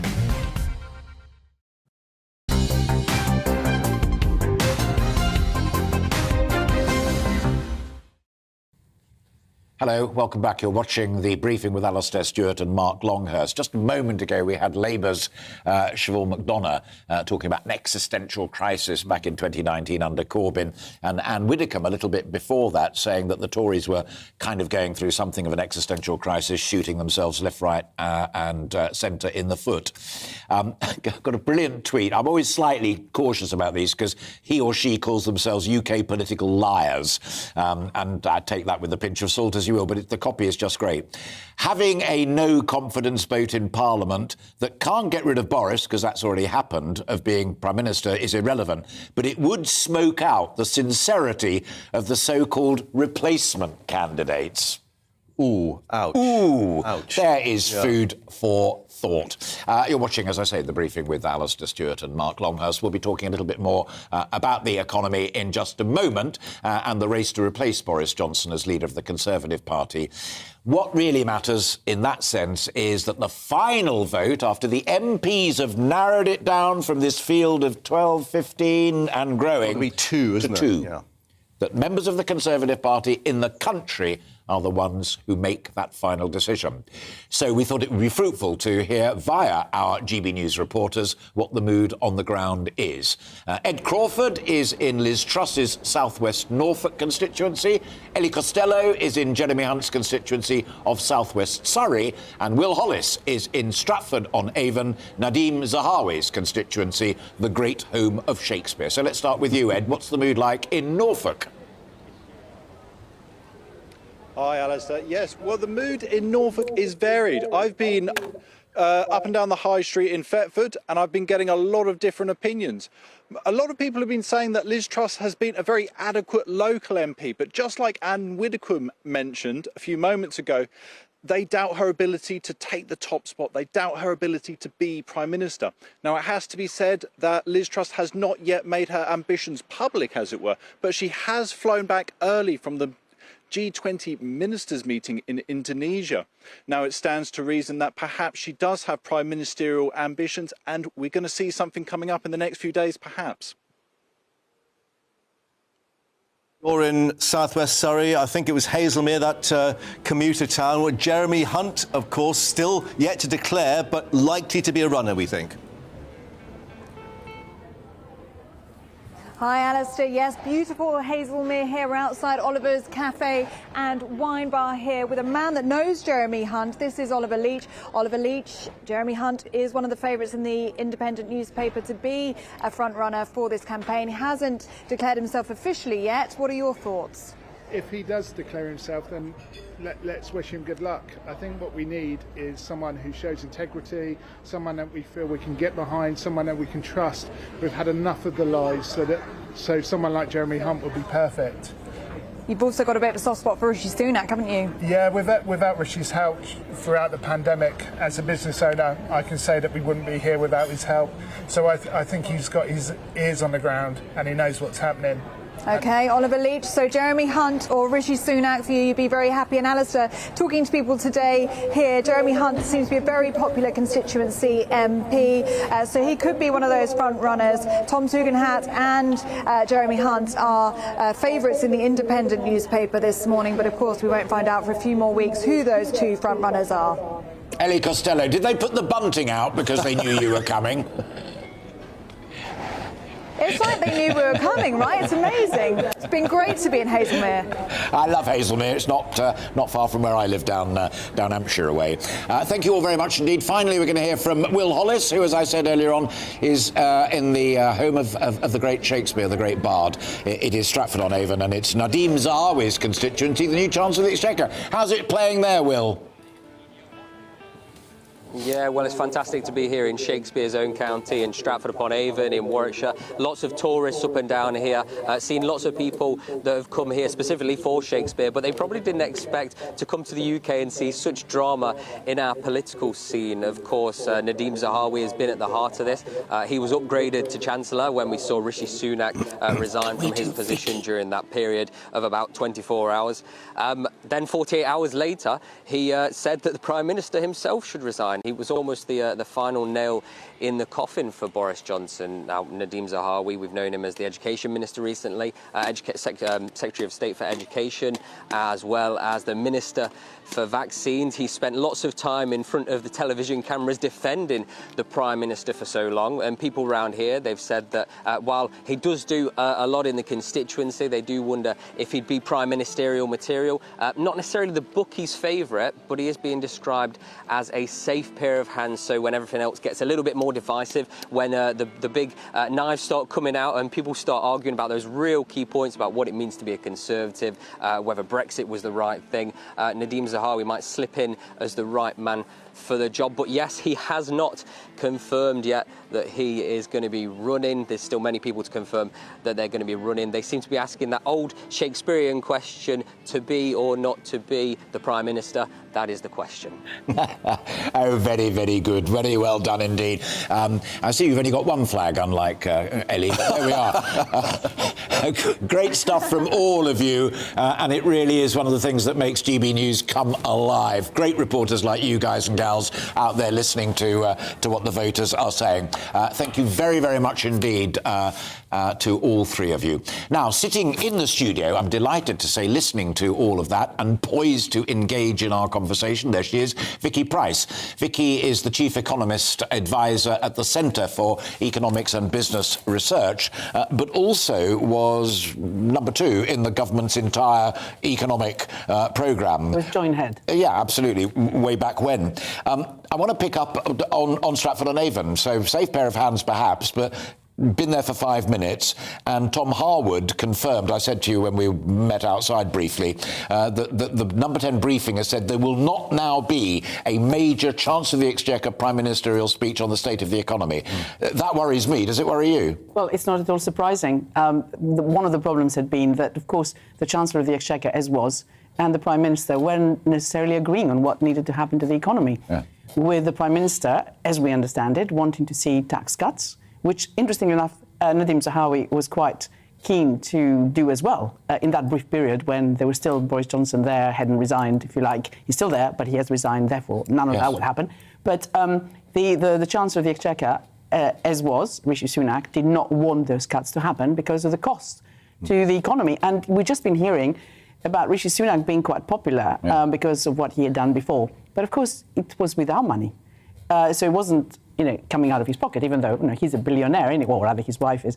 But it wasn't coming that way. It was a decision of, one would guess, unanimous from the cabinet to move in a certain direction to save the economy. And that was indeed very good news. But it does cost a lot. No, absolutely. And we'll talk about borrowing and the rest of it in a moment. But just to be crystal clear, I've been banging on about this for the last couple of days. This is the core debate about what sort of Tory you are, or I am, or anybody out there, but much more importantly, these people who would be Prime Minister. Are they a low-tax, small-state spending squeezer, or are they big tax, the state can look after you? That's the core debate. And of course, what Boris Johnson was quite capable of doing is bridging that gap, sort of being one thing one second and something else the next, and somehow rather that was accepted. Gatto economics. Well, yes, and the problem is what the new grouping, whatever we have, is able to do. But where are we? Do we need emergency measures? We've had this OBR report, Office of Budget Responsibility, saying that public finances dire. Clearly, everyone's private finances at home are dire. So do we need emergency measures in terms of specific tax cuts, fuel duty, VAT on duty, as well as perhaps business taxes, corporation tax, going back down to 19%? Well, yes, because we have the expected increase in corporation tax to 25% from 19%, which has been planned for quite some time. Now, obviously, businesses don't like that, although corporation tax increases don't make huge difference in terms of your investment decisions. Sure. You know that if you just look back. But I think it's the national insurance increase, which has been a real problem. Yeah. And any help with investment, which Rishi Sunak was supposed to be putting into the economy, so he said, and he had already started, of course, with the super deduction, which was supposed to come to an end. This is a huge investment allowance, so which is really why all our streets are being dug up by British Telecom right now, because, of course, it costs them very little. They can get a lot back on any profits that they make. So, yes, help is needed. We are in a crisis. There is no doubt about that. How best to achieve it? Here's the question. Do you just do what Rishi Sunak thought should be done, which is basically just redistribute money to the needy, or do you do it through cutting VAT, reducing costs, and also all affecting downwards wage expectations too? So, Vicky, we have to leave it there. But as Vicky brilliantly articulated there, that will be, particularly if you're a member of the Conservative Party, that will be the debate that you will hear a lot more about from those men and women who would be the new leader of your party. And if you're not a Conservative supporter, the person who will be your next Prime Minister, twixt now and October, after October, come the time. It's 34 minutes past 1. Don't go anywhere. We've much more coming up in this, what remains of our final hour. But first, let's bring you right up to date with all of today's news. Here's Rhiannon.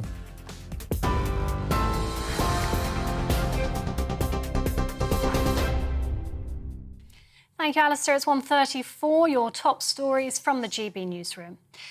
The Labour leader and his deputy have been cleared by police of allegedly breaking lockdown rules and won't receive a fixed penalty notice. Sir Keir Starmer was videoed drinking beer over takeaway curry with colleagues on a visit to Durham in April 2021 ahead of the Hartlepool by-election.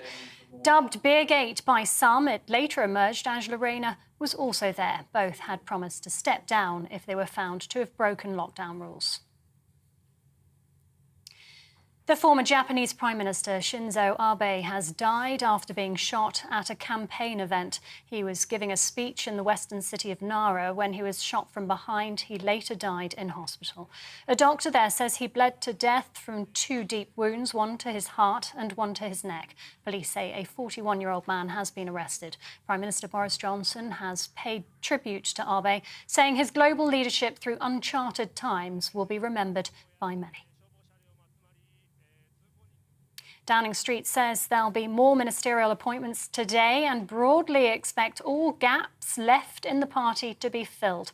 It's as the race begins for who's going to replace Boris Johnson as Prime Minister following his resignation yesterday as leader of the Conservative Party. With no clear frontrunner, around a dozen potential candidates are assessing whether they have the support to mount leadership bids.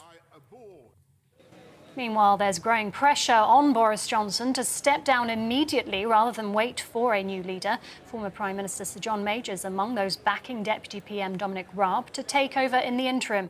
But Downing Street said Mr Johnson feels a strong sense of duty to stay.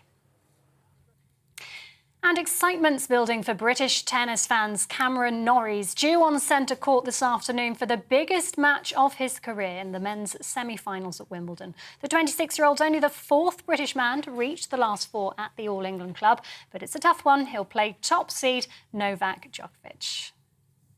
And we must wish him the best of luck. TV Online and DAB+ Radio, this is GB News.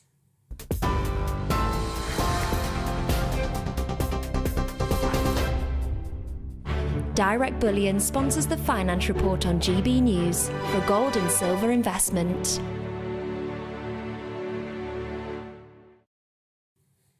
Here's a quick snapshot of today's markets. The pound will buy $1.201 US and 1.182 euros. The price of gold currently stands at £1,450.50 per ounce. Direct Bullion sponsors the Finance Report on GB News for gold and silver investment. We are GB News. We're right across this great nation. On TV. On radio. On digital. Absolutely everywhere. We don't talk down to you.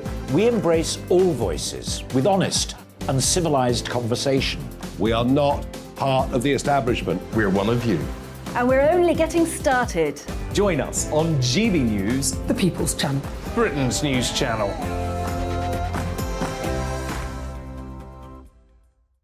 Hi there, it's Stephen and Anne. At breakfast from 6 a.m, you'll always be caught up with everything you need to know, the latest headlines, opinions and debates. We'll bring you the good news and the bad, but most of all, we're here for you. Remember, send in your views and let us know what you would like us to talk about. That's because we're your news channel. And every morning at 6 a.m, it's breakfast on GB News.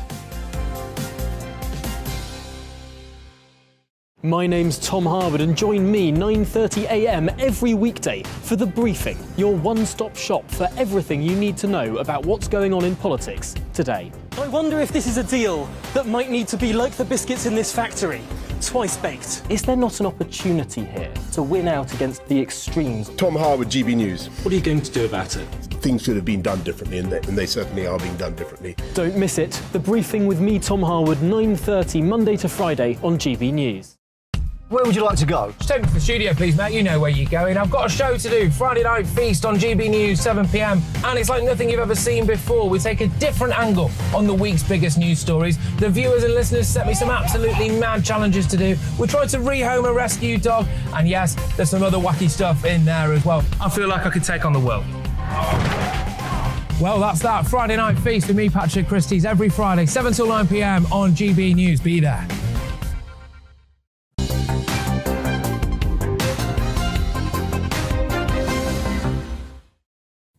Welcome back. You're watching The Briefing with me, Alastair Stewart, and my good friend Mark Longhurst, and thank you very much indeed for so doing. The Prime Minister's tenure as Prime Minister started out with a standstill in Stormont, and it ends too with a standstill in Stormont, the leaders remaining very frustrated at the government's handling of the Northern Ireland issue. And he leaves office as well with the row over the Northern Ireland Protocol, a crucial part of Brexit, very much unresolved. So what might that impact be, not just on the politics here, as the Conservative Party seek to replace him, find a new leader who becomes the Prime Minister, but what might the impact, because of all of that, be in Northern Ireland? I'm delighted to be joined now, we are delighted to be joined now by Amanda Ferguson, who is a freelance in Northern Ireland, freelance journalist. Is it a concern that the Tory party are going through this electoral hiatus, or is the lack of progress on the protocol still top of the agenda in Northern Ireland? Well, it's a fascinating scenario that's unfolding, certainly in Northern Ireland, because it's 3% of the UK, and because we tend not to vote for Conservatives, that it's interesting to watch dysfunction happening in the politics on your island rather than on this island. What it is going to mean is that we still have no devolved government in Northern Ireland. That isn't going to be resolved anytime soon.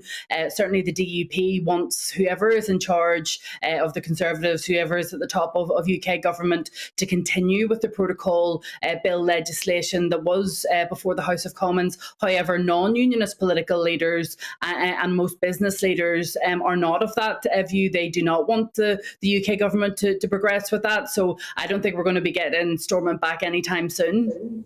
It is quite extraordinary, because direct rule always used to be the solution with such problems, but that clearly can't happen, because I said in the introduction to the whole programme, this is causing chaos not only in Belfast, but also in Dublin and also in Brussels and in Westminster as well. I mean, as an independent observer of these matters, do you think there is a solution, or we just got to wait until October at the earliest? Well, we're going to have to wait and see a little bit. My understanding is the legislation that was Westminster may actually be delayed in some way, so that will cause concern to unionists who want that to progress. Know that Mail Assembly that we for the first time, an Irish Republican, someone who's wedded to the idea of Irish reunification, now the largest position in Northern Ireland at the time. 101-year history. That changes the dynamic a little bit. Certainly, the who leads the Conservatives viewed by unionists as a matter of Okay. that. Amanda, let me interrupt because folk trying to listen to the conversation are having a little bit of difficulty with the sound interrupting there. I just wanted to make it clear that we knew that and to warn you, because I'm just going to pass over to Mark, who's got a question he's literally dying to put to you as well. But I did want to give that little clarification in case folk didn't hear you. Yes, hopefully we can tweak the line a bit for you, Amanda. But it's a central question on this delay, if you like. Do you see this political paralysis as being more damaging, or could it actually buy a bit of breathing space for people to rethink and reset by October? Well, it's very clear that whenever you talk to the interested parties with regard whether it be EU, the Irish government, or most political party leaders, they will negotiate when it comes to the poll. Leaders across. Amanda, I'm just going to break in. We still have problems with the line to you that's breaking up. We'll try and improve that, but we'll come back to you. But Vicky is still with us in the studio as well to give her viewpoint on this, because it's a central question on the economic front about duties and trade, which seemingly they aren't able to solve at the moment. Absolutely. Although it is a good thing that they can't solve it for the moment, because it looked like it was moving ahead. It was going to move ahead. The Europeans had already started not only worrying about what the implication of this would be, but also on the back of the announcement that we were going to be putting this through and the bill would be going through Parliament, they started those legal procedures against the UK on not implementing the right checks at the border when things come in from the EU, which we should have done as part of the agreement. So they were already toughening up their own stance. And the real worries have been, and one of the reasons why sterling has actually recovered a little bit, in the last couple of days, despite the brouhahas on political front, it's because everyone thinks that maybe the whole situation might change, the whole thing may not go through as intended, or a new prime minister may be slightly differently inclined, possibly. They may be just being too optimistic on this, but there is a possibility. Nothing's going to change fundamentally in the politics of Brussels or the European Union. No, but if there is a softening of what goes on here, then the prospect of a trade war may be reduced. And it's interesting, Mark, you mentioned the issue of the OBR issuing this about. It is all to do with low growth. And the reason why everyone is forecasting lower growth than many other countries in Europe for the UK, is because of this trade issue, the fact that our trade intensity has gone down. We cannot afford, since we're talking about the crisis before, to have a trade war with Europe right now. I mean, given that in any case our imports have been reduced and certainly not at the level they used to be, our trade intensity has gone down, we have more supply chain issues, higher inflation as a result, so we cannot afford it. So maybe that's a positive. The fact that there is a bit of paralysis there could be one of the very few positive things that we can think of right now. Well, we like that. Anything that's a bit positive. Vicky Price, I'm so glad you stayed on for that bit of the conversation as well, and for a bit of clarification. It's all about trade. We're now going to move from our conversation there about Northern Ireland, and again, I apologise, as did Mark, about the sound difficulty we had with Amanda, but I hope you heard the main thrust of her argument. We're moving now to Scotland, where the Prime Minister has relationship with Nicola Sturgeon has been a bit tricky for some time, but she herself says she's unsurprisingly pleased that the Prime Minister is on his way out. A decision which she described, and I quote, as widespread relief in Scotland. But she added, the last few days descended into a complete and utter farce. Well, joining us now to discuss that and much more is Michael Blakely from the Scottish Daily Mail. Michael, great of you to join us. Talking about farcical, how about a First Minister referring herself and her government to the Supreme Court of the United Kingdom for them to judge whether or not she can legally have a second referendum? Well, that's what we saw last week. We saw an interesting bit of tactical movement from Nicola Sturgeon, because she's been demanding the power to hold an independent referendum for a long time. And Boris Johnson has shown no interest whatsoever in granting that. So last week she outlined the strategy where she said that there should be a referendum next October 2023. And if that doesn't happen, she is prepared to have what she calls a de facto referendum. She claims that a general election could be used for that purpose. So when it comes to, one of Boris Johnson's last acts before resigning was to formally write to Nicola Sturgeon and turn down the request for a Section 30 order to hold a referendum, which I think outlines what has been crucial to him all through his leadership, has been that he doesn't think this is the time to have a referendum. So I think he obviously thought it was pretty important to set that out. Nicola Sturgeon, she probably tried to look like she was delighted that Boris Johnson has quit as Prime Minister. I'm not convinced that she actually is, because the SNP and Nicola Sturgeon have always seen Boris Johnson as their greatest recruiting sergeant for support for independence, when actually, in fact, that hasn't happened. They've desperately hoped that support for independence would grow because of opposition to Boris Johnson. Precisely so. Precisely so, Michael. And indeed, the run of recent polls has shown support for independence beginning to wane and support for remaining in the Union growing. A lot of my Conservative friends say, well, Boris should let them have the referendum because he's going to win it. The Unionists would win this time. I think that would be a dangerous strategy, because you never know what will happen in a referendum campaign. But there is certainly a lot of confidence on the pro-union side. But the reason that I think it would be a bad idea from their perspective to grant a referendum isn't because of the risk of losing. It's because that would put the UK government at odds with the vast majority of people in Scotland, because as it stands, only about less than 1 in 3 Scots support Nicola Sturgeon's timetable for a referendum next year. So from the UK government perspective, they can look at that and say they are acting on behalf of the wishes of the vast majority of Scots by saying, no, this isn't the time for an independence referendum. Michael, it's Mark Longhurst here in the studio as well. I know a lot of frustration there north of the border with events in Westminster. What about events in Durham, where we're getting this breaking news on GB News about both Sir Keir Starmer and Angela Rayner not getting the fines for so-called Beergate or Currygate? I think it is a fascinating development. Obviously, there have been questions about Keir Starmer's conduct on that. He has always insisted that he's done nothing wrong. He's always insisted he would resign. So it is a development that he is going to be extremely relieved about. He will see it as moving on from some of these issues, but there are still unquestionably questions about what he did, especially when he has used Partygate for such political capital. All right, Michael Blakely, always good to talk to you. Thank you very much indeed for joining us this afternoon. Michael Blakely there from the Scottish Daily Mail. With the ongoing chaos in Westminster, which we've been talking a fair old bit about, and a flurry of resignations, including, of course, that of the Prime Minister himself, MPs have stood accused of neglecting the worst cost of living crisis in decades.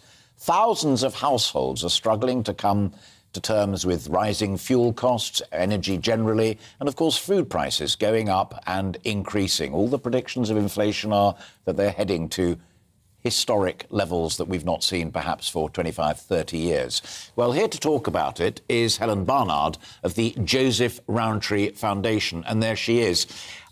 Blunt question. We also report on people getting cross because they can't get out of airports quickly enough. They're having their holidays cancelled, and that the queues outside McDonald's and the rest of it are as long as they've ever been. Are we being misled about the cost of living crisis, or is it being sorted out by people like you and the food banks?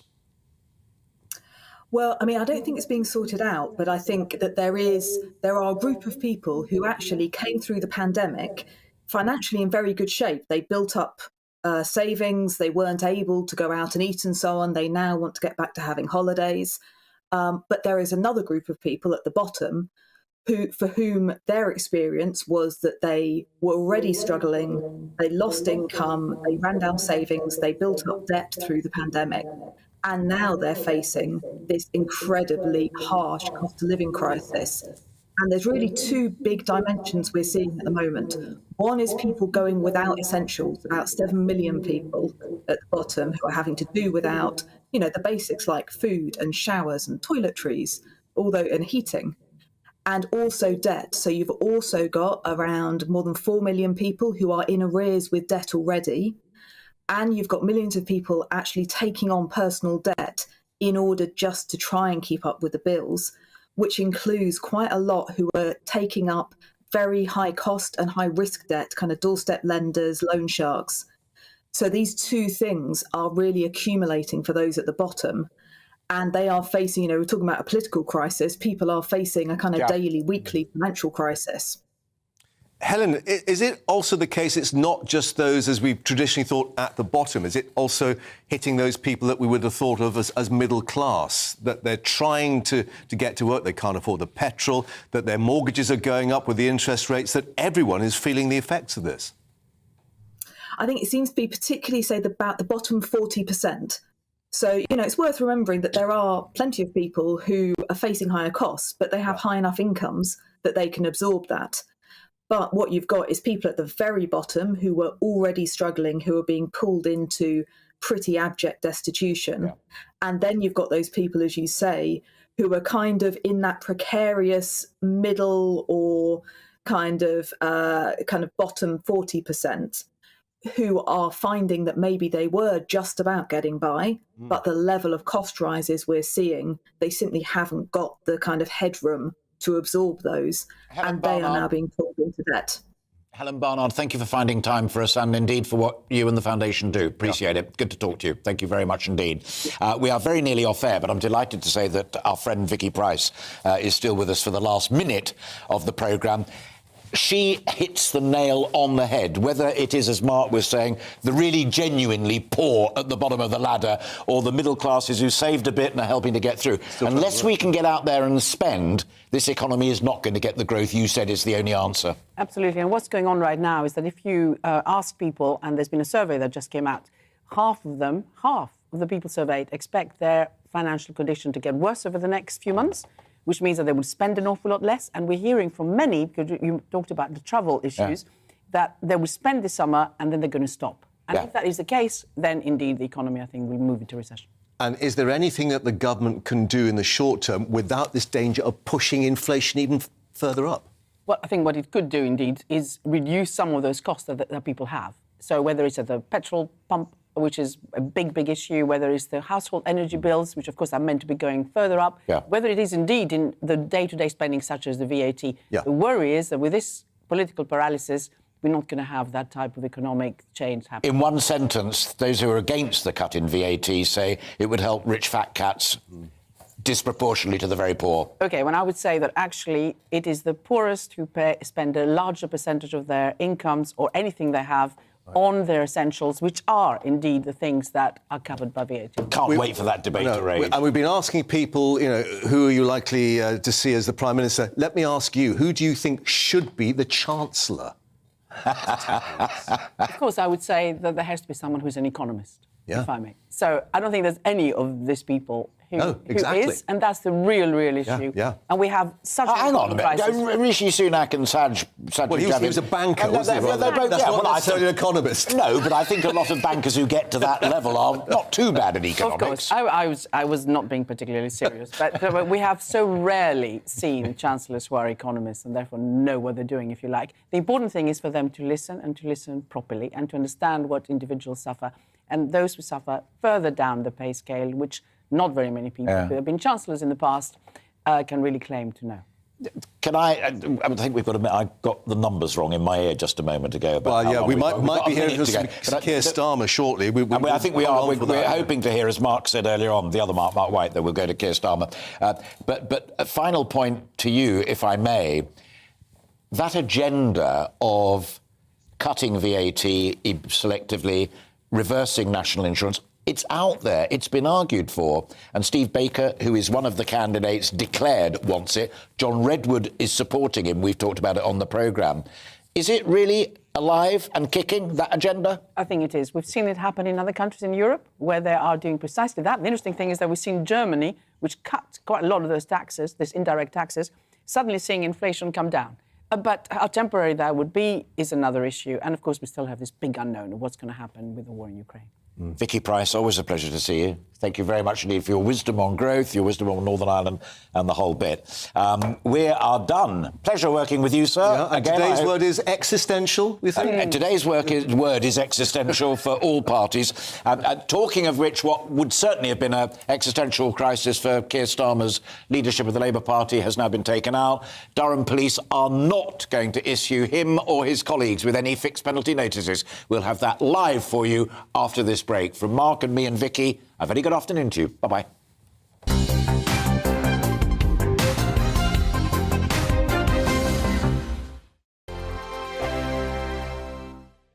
We are GB News. We're right across this great nation. On TV. On radio. On digital. Absolutely everywhere. We don't talk down to you. We embrace all voices with honest and civilised conversation. We are not part of the establishment. We're one of you. And we're only getting started. Join us on GB News, The People's Channel. Britain's news channel.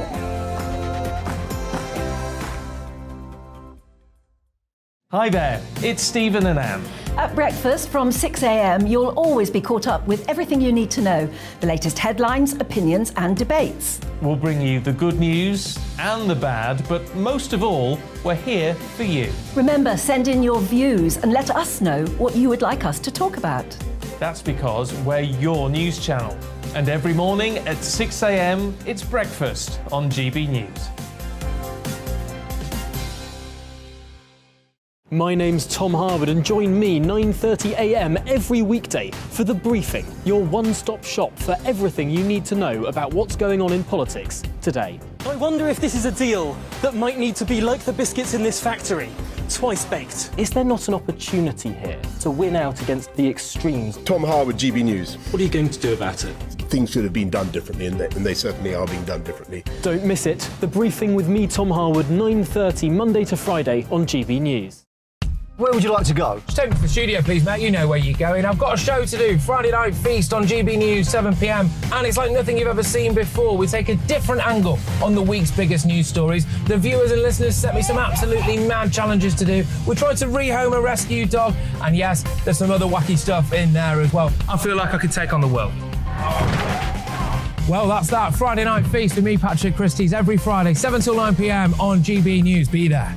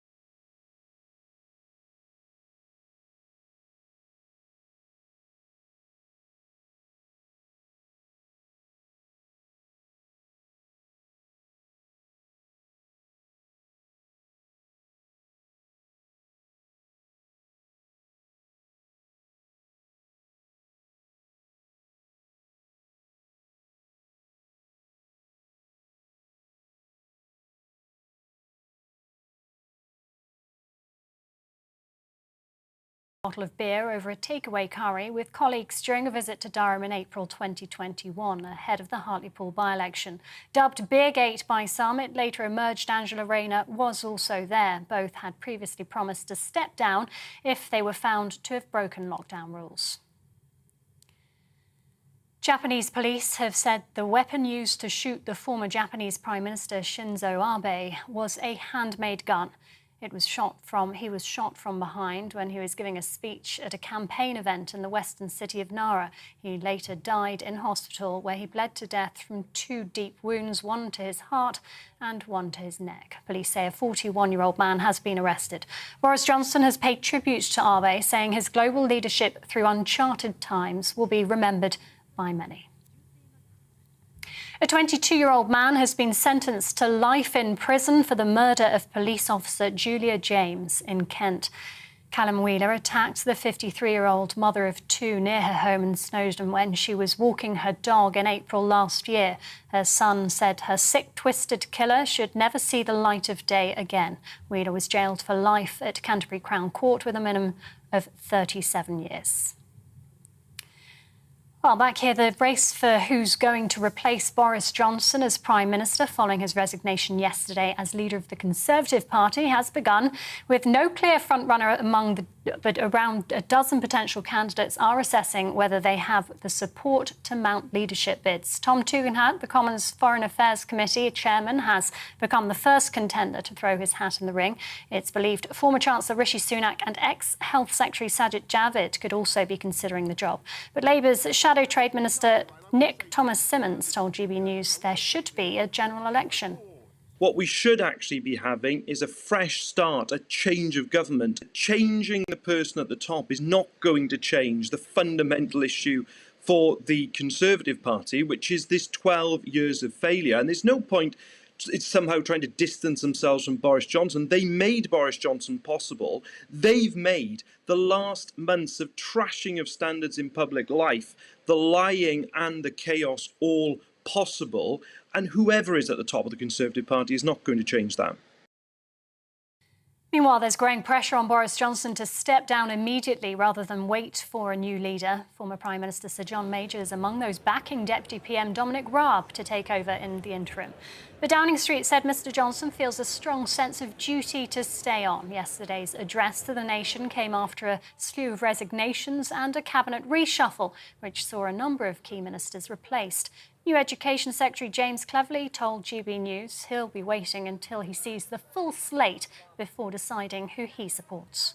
Personal circumstances mean that I won't be putting myself forward, but I'm also confident that we have a pool of talent which will enable us to choose someone with fantastic experience, whoever that might be. And once a successor has been chosen, the Prime Minister will stand down and hand over. And I think that is the most, I think that's the most pragmatic, professional and least disruptive way of doing it. Well, MP for Shipley Philip Davies told GB News he sees no reason why Boris Johnson should step down before a successor is found. I don't understand this idea that he should have to step down straight away. When Theresa May resigned in similar circumstances, she carried on, and nobody batted an eyelid about that. When David Cameron resigned, he carried on until we'd found a successor, and nobody batted an eyelid about that either. I mean, that's what always happens, is that the current Prime Minister and the current leader stays on until a successor's been chosen. Parts of a Mail on Sunday article about Prince Harry's legal claim against the Home Office were defamatory, the High Court has confirmed. We're going to have to cross live to Sir Keir Starmer now, as he and his deputy Angela Rayner won't be issued with fixed penalty notices. Let's hear from them now. Matter of principle. It shouldn't be controversial to say that those who make the law can't break the law. But we have to set the bar far higher than that. Our country is stuck in a dangerous rut. Everywhere you look, things are broken and nothing gets fixed. People say to me, when they look at those running the country, they see a group of people totally detached from reality, whose words mean nothing, and who put their own interests first. Who could blame them for concluding that politics doesn't matter and doesn't work? This is not just about Boris Johnson. This feeling that politics has failed hasn't emerged in the last few months. It's been bubbling away for years. And people have completely lost faith that this can be changed, that politics can be a force for good. The reason I made the promise that I did was to change their mind. Because when politics is done well, when people can have faith that politicians' words mean something, when the power of government sits in the hands of those determined to serve the country, like when Labour created the NHS, when we introduced the Equal Pay Act, and when we brought people together to deliver peace in Northern Ireland. Politics can change lives. And that is what I will do as Prime Minister. It's vital that we reboot our economy, re-energise our communities, revitalise our public services, and give Britain the fresh start it needs. In the coming days, I'll set out more about how a reforming Labour government will achieve just that. It's no small project. And I know I have to convince you to put your trust in me and believe that together we can build a better country. I won't get everything right. I'm certainly not perfect, and I will make mistakes along the way. But what you will always get from me is someone who believes honesty and integrity matter. Someone who will work every day for the good of the country. And someone who will not betray the faith that you place in me. Thank you. Thank you very much. I think we're going to go to questions first. I've got a list which I'll work to and hope to get it right. Chris, I think we've got you first. Thank you. Chris Mason, BBC News. Sir Keir, whilst you must be relieved, isn't this the week that your job has actually got much harder with the resignation of Boris Johnson, the man you've defined yourself against? No, not in the slightest. The contrast between the Tory party, which is tearing itself apart, with a cast list of wannabe leaders who've all propped up this Prime Minister for months and months and months, knowing he's unfit for office. Contrast that to the Labour Party. We're united, we want to press on with a plan for Britain, and the change we want is more fundamental than a change at the top of the Conservative Party. So this is a very good week for the Labour Party, and my challenge to the Tories is not who's your next leader going to be, but give us the change we really need. Let's have a general election, let's have a change of government, a fresh start for our country. Sam. Keir Starmer, you're pushing for a vote of no confidence next week. Yeah. If you win, there'll be an election. Do you think the answer to the chaos and instability at the moment is a general election? Yes. We've been stuck in the middle of a cost of living crisis with a government that can't deliver, with the Prime Minister just not fit to be Prime Minister, the conclusion at last of the Parliamentary Conservative Party, propped up by people all around him who've known for months that he couldn't deliver. Of course we need change, fundamental change. It's not just about the last few months either. We've had 12 years of stagnation, 12 years of low growth. So Britain deserves that fresh start. That can only come with a change of government. Anushka. Thank you. Sorry, I've got two questions. We're back. Get to question 3 before we do the double up. Oh, yeah, here we go. Okay. You see this as a good result, but Conservative MPs are telling me they see it as a good result too, because they think you're more beatable than some of your Labour colleagues. What do you say to that? And as you said, Durham police say there is no case to answer. So do you think they bowed to political pressure in launching this investigation? Well, look, on the position of where we're at as a Labour Party, I had no end of people telling me in 2020 when I took over the Labour Party that it was impossible to get from where we'd landed in 2019 to the prospect of a Labour government. I didn't believe it. And we've pressed on. We've got really good local election results and a fantastic swing in Wakefield. So I block out the noise. We plough on. If there was a general election, this government will fall, and we've got a plan for the country. We want that fresh start, and I'm not going to listen to the noises off that for 2 years have been telling me this is impossible. We're proving it's possible. What's happened now is it's not just a hope of a Labour government, it's a belief in a Labour government. As for the police, look, I spent 5 years as Director of Public Prosecutions working with all the police forces across the whole country, and there were no end of politicians who tried to tell the police what to do. I'm not going to do that. They make their decisions, and I respect whatever decisions they've come to. Here they've come to a clear conclusion that there was no case to answer. I was always confident that the rules weren't broken. They've come to a very, very clear conclusion. Paul.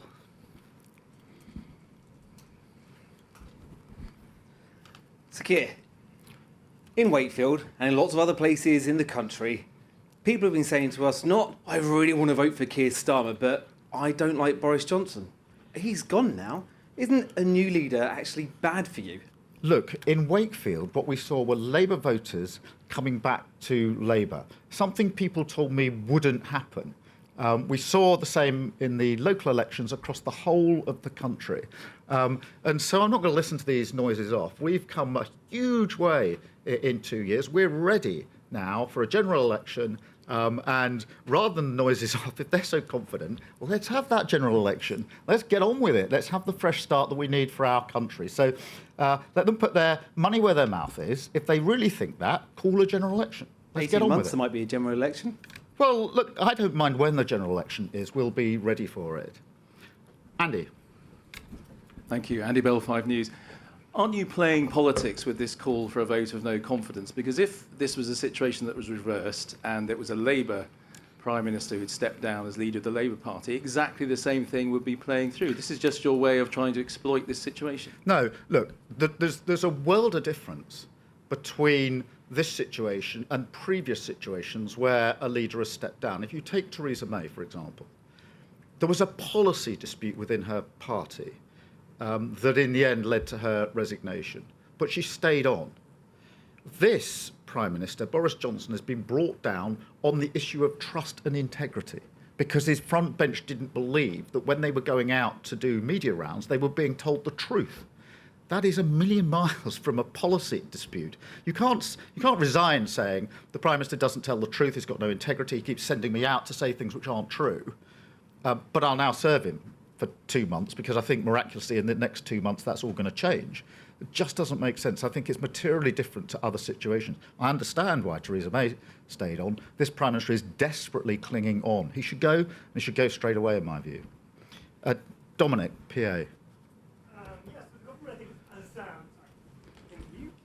Can you hear me? Yeah, I can now, yeah.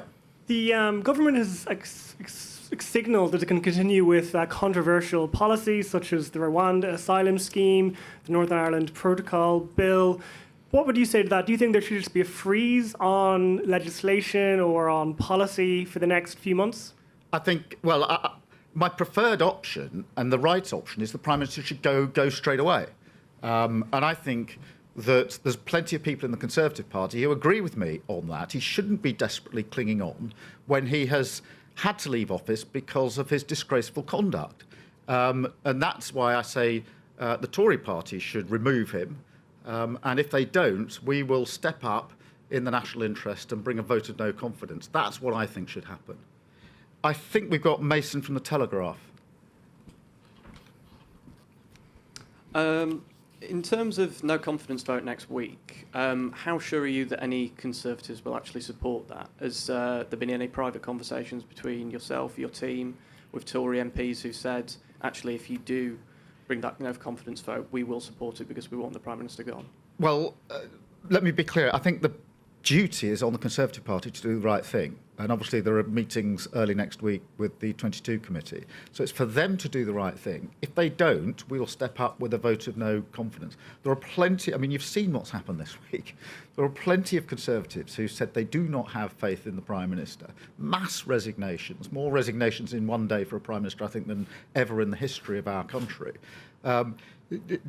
The idea that they will then all troop to say now, a few days later, we do have faith in him again, beggars belief. But actually the duty is on the Conservative Party. They know that this Prime Minister is being removed because he's not fit for office, rather than a policy disagreement. So they know that he's got to go and he shouldn't be clinging on. Do we have Harriet from the Mail? No. Do we have anyone else from the Mail? I don't want to. No. Peter from the Guardian. Hi. Hi. Okay, it sounded like from the mini speech you did at the start that you're going to have a kind of policy push coming on in the kind of next few weeks and months. But there's some critics who say you should have set out what you stand for a bit earlier in your kind of time period. And thus far you seem to be, in voters' minds, just contrasting yourself mainly as not being Boris Johnson, as being an honest person who do the right thing.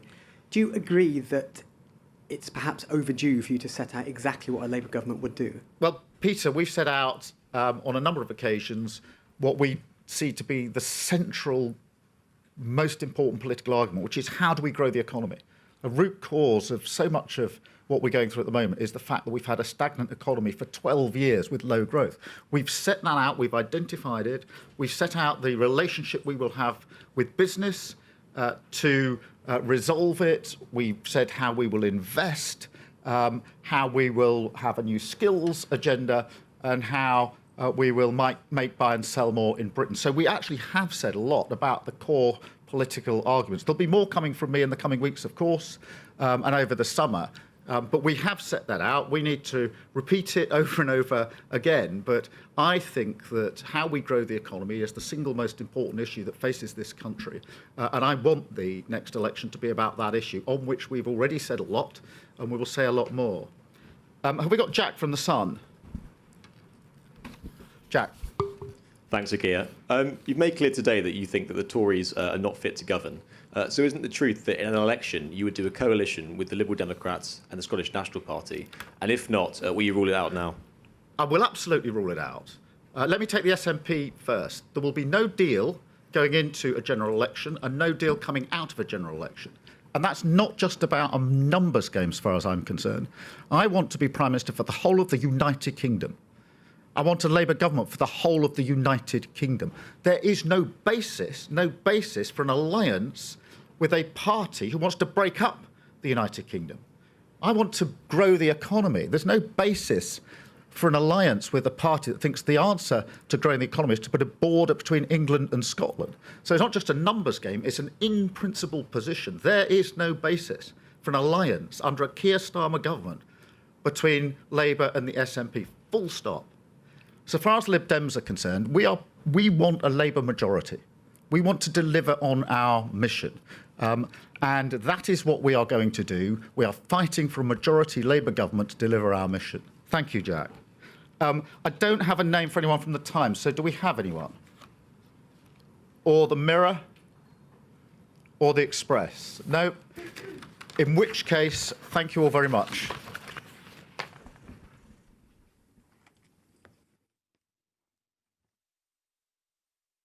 In response to the fact that Durham police have cleared him over Beergate. Now to some more breaking news. It's quite the week for it. Sir Mark Rowley has been appointed as the new Commissioner of the Met Police. Our Home Affairs editor Mark White has more. Yes, 4 years after Sir Mark Rowley left the Metropolitan Police, he will be returning to take charge of this troubled force. Of course, it's just 10 days after the Metropolitan Police was placed into special measures by Her Majesty's Inspectorate of Constabulary. Now, he's an enormously experienced police officer. He was the head of counter-terrorism policing for the UK before he left the Met in 2018. He was the officer in charge of counter-terror policing during the Year of Terror, as it was dubbed, in 2017, a time when we saw 5 significant terrorist attacks in the UK, including the London Arena, the Manchester Arena, the London Bridge and the Westminster attack. So a man of a great deal of experience. I've met him and interviewed him many times. He seems to be a very capable individual with a great deal of integrity, is how he is seen throughout the policing family and indeed by the Home Secretary as well, who was responsible, along with the London Mayor, Sadiq Khan, for making this appointment. There had been 2 candidates in the final shortlist. Nick Fgrave, who is an assistant commissioner at the Metropolitan Police, and Sir Mark Rowley. In the end, it came down to Sir Mark, who began his policing career at West Midlands Police Service before going to the Metropolitan Police. He was also for a time the Chief Constable of Surrey Police. So, as I say, a lot of policing experience behind him, and he will need all of that and more taking on the job of the Commissioner of the Metropolitan Police, not just at a time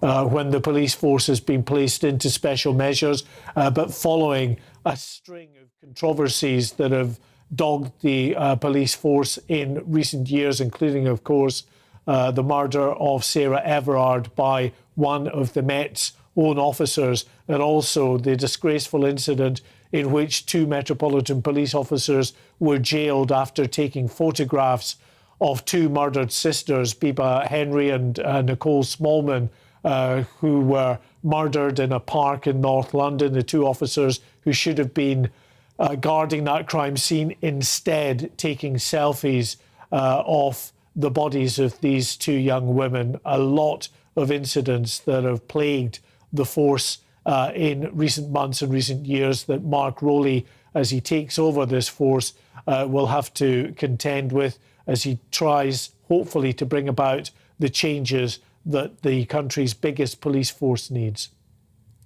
Well, thank you, Mark. Mark White there, informing us the latest breaking news that Sir Mark Rowley is taking over as the Chief of the Metropolitan Police. Well, it's certainly been a big week in Westminster. Just prior to Mike, we heard Sir Keir Starmer speaking there after he and his Labour deputy, Angela Rayner, were cleared by Durham Police over Beergate this afternoon. This, of course, comes after Boris Johnson's resignation yesterday, which has sparked the race for the next leader of the Conservative Party. Well, I'm joined now by GB News political correspondent Tom Harwood. Tom, we've just heard that Sir Keir has not been fined over Beergate. What did you make of his comments just then? Well, Dina, I think it's so interesting that of this press conference that was ostensibly called about Beergate, Sir Keir Starmer barely focused on the investigation that there had been into him by Durham Constabulary. He spent most of his speech, short though it was, talking about the prospect of a future Labour government, trying to move the conversation on to other issues. And perhaps that's wise, because dwelling on the fact that he himself was subject to a police investigation that lasted quite some time, that he took more than 2 weeks to submit evidence towards, and indeed took serious legal advice on, perhaps dwelling on all of those facts would have made it seem a little bit more murky from him. But no, it was a quick pivot to other issues, and perhaps that's a very wise communications strategy. Of course, if Sir Keir Starmer had followed his own demands, the demands that he made of the Prime Minister many months ago, he would have already resigned, because of course he called on the Prime Minister Boris Johnson to resign over the mere fact of a police investigation into him before any conclusion was arrived at. However, of course, Sir Keir Starmer did not resign, did not hold himself to the same standards that he held the Prime Minister to, said he would only resign if he was found guilty by the police, or indeed fined, issued a fixed penalty notice by the police. That has not transpired. Let's be clear, Durham Constabulary said that he is exempt from a fixed penalty notice because they decree that this was a work event, that because his social of drinking beer and eating curry with a couple of dozen other individuals in Durham in the midst of lockdown restrictions that meant that indoor socialising was prohibited for people across the country, the fact that he was argued to be at work at that point exempted him from a fixed penalty notice. Now, I have to say that a senior Tory source got in touch with me upon the breaking of that news, and I can read what this Tory source told me a little bit earlier today, saying people in Durham will be surprised to learn that they were allowed to stand around drinking inside after work with people from outside their household under COVID restrictions. Other forces have obviously taken a different view. Now, that, of course, is referring to the fact that it's relatively analogous, given that events in which the Prime Minister was alleged to have broken COVID restrictions occurred in his workplace in number 10, the building behind me. But clearly, senior Tory sources a little bit taken aback by this ruling, and clearly Sir Keir Starmer delighted by this ruling and trying to move that conversation on, move it forward, even raising the prospect of a general election.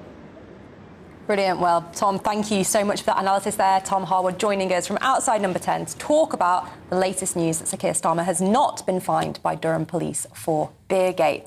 Well, joining me in the studio throughout the show today is former editor of the Daily Star, Dawn Neeson. Dawn, thank you for your patience there. Well, my gosh, so much is happening this afternoon. I can't keep up. So much is happening this week, I think, really. Is it still the same week? It feels like it's completely... It feels like months. So let's talk about Starmer's kind of speech, because as Tom said there, it started off with a very short reference to the investigation and then went on to more of a kind of wider vision, I should be Prime Minister, etc. What did you make of it? I think there's a lot to unpack. I think it was interesting that Tom pointed out that, OK, there was an investigation, but, that's gone. And as Tom pointed out, when our Boris was being investigated, Keir and Angela quite vociferously called for him to step down just for being investigated. Right. And now they haven't.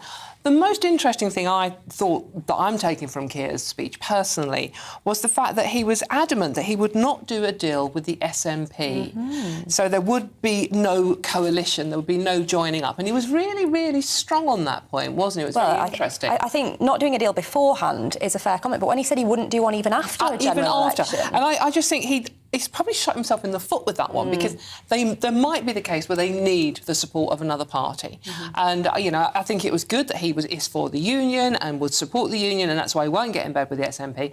However, I think if the SNP now are ever called on to support him, they just Nicola Sturgeon is never going to take kindly to that. She's going to go, no way am I doing that. And the other interesting point I thought, and I think was the best question, ironically from The Guardian, which is a very left Labour supporting paper, obviously, it was like, well, are you going to set out a policy push? Are you going to tell us what your policies are?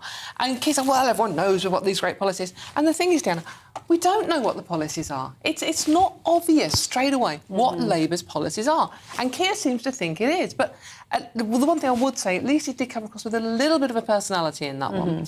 And I think if he had have done that for the last, few years, probably, we might not be in the situation we're in now. And finally on Keir, going on and on and on about our Boris and everything, Keir has to take responsibility for Boris being Prime Minister in the first place. Because if Keir hadn't supported Jeremy Corbyn for so long, then Boris wouldn't have got in with that huge landslide. And one thing I would like to ask you personally, you are a Red Wall MP, brilliant, congratulations, fantastic, especially a young woman, I love it. However, do you think that Boris staying in power would have been better for you as an MP in your area? Oh, it's a really difficult one. I've had really mixed feedback in my inbox, but I think the balance did tip a couple of months ago. I really do think the balance tipped, and this is why now I think it is time for a change. Yes, no. But, I'm trying not to think about it electorally, because I think we always, as MPs, we always get kind of tarred with that brush that we only ever think about us and our own futures. I'm not. I'm thinking about what's best for the country, what's best for my community. Absolutely, for your constituents. And certainly, I think the balance tipped a few months ago. So who do you think your constituents and you representing them would like to see as the new PM? Well, I think the view is such a mixed bag as it is at the moment within the Conservative Party and all over the country. The polling is all over the place. Rishi Sunak's been consistently quite popular. He's local. He's a constituency just next to me. So he has been. But then I think, there have been a few stories came out about Rishi over taxation and various things that he's rich, so change things a little bit. Us, as you know, I'm going to be supporting Liz Truss, provided she does put herself forward, which we certainly hope and assume that she will. Yet, has she? No. Not yet, but I'm sure it's coming. Yeah. I feel confident. I just think, presenting a good, strong economic vision that's going to put money in people's pockets, give some aspiration. But also, she's a Leeds lass. She knows what the North is like. She knows what the North needs, and I'm really confident that she'll do a great job. And the other thing, going back to Keir, was the fact that, they always gloss over the finances. Where's the money going to come from for the policies that none of us know unless you've actually read the small print of what Labour are going to do? So where's the money going to come from? And it's never asked that question. Well, we were talking about this while he was speaking, weren't we? So anyway, stay with us, Dawn. We're going to get more takes from you throughout the show. But coming up, Boris Johnson has arguably been Ukraine's biggest ally in recent months. We'll get reaction to his resignation from a former Ukrainian president. But first, it's the GB News headlines with Rhiannon.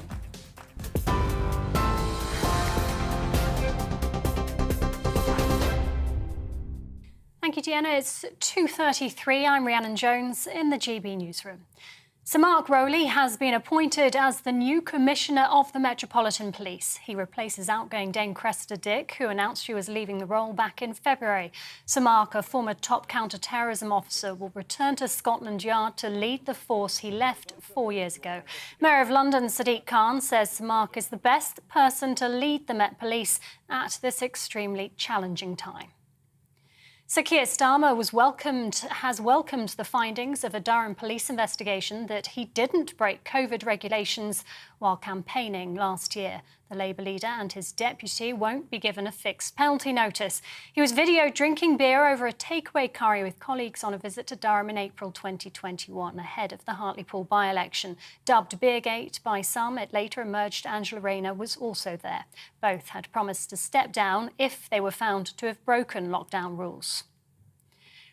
Japanese police have said the weapon used to shoot Shinzo Abe was a handmade gun. The former Japanese Prime Minister was shot from behind while giving a speech at a campaign event in the western city of Nara.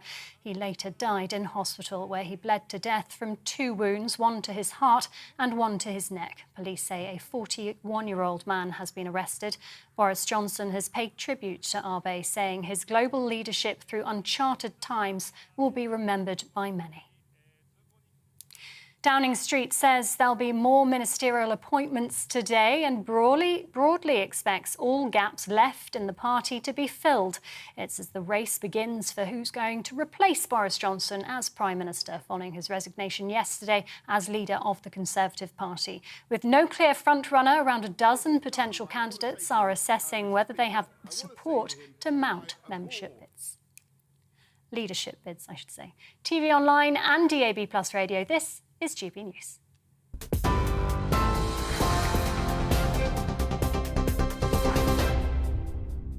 Direct Bullion sponsors the Finance Report on GB News for gold and silver investment.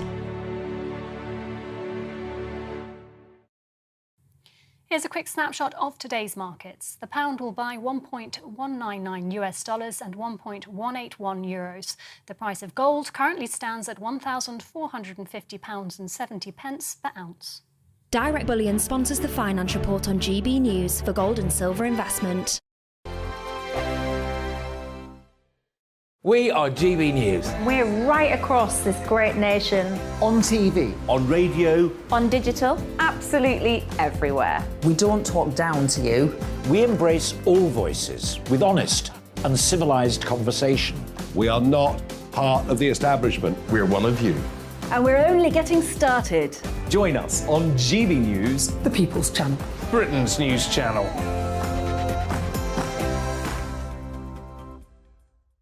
Hi there, it's Stephen and Anne. At breakfast from 6 a.m, you'll always be caught up with everything you need to know. The latest headlines, opinions and debates. We'll bring you the good news and the bad, but most of all, we're here for you. Remember, send in your views and let us know what you would like us to talk about. That's because we're your news channel. And every morning at 6 a.m, it's breakfast on GB News. My name's Tom Harwood and join me 9:30 a.m. every weekday for The Briefing, your one-stop shop for everything you need to know about what's going on in politics today. I wonder if this is a deal that might need to be like the biscuits in this factory, twice baked. Is there not an opportunity here to win out against the extremes? Tom Harwood, GB News. What are you going to do about it? Things should have been done differently, and they certainly are being done differently. Don't miss it. The Briefing with me, Tom Harwood, 9:30 Monday to Friday on GB News. Where would you like to go? Just take me to the studio, please, Matt. You know where you're going. I've got a show to do. Friday Night Feast on GB News, 7 p.m. And it's like nothing you've ever seen before. We take a different angle on the week's biggest news stories. The viewers and listeners set me some absolutely mad challenges to do. We tried to rehome a rescue dog. And yes, there's some other wacky stuff in there as well. I feel like I could take on the world. Well, that's that. Friday Night Feast with me, Patrick Christie's, every Friday, 7 till 9 p.m. on GB News. Be there.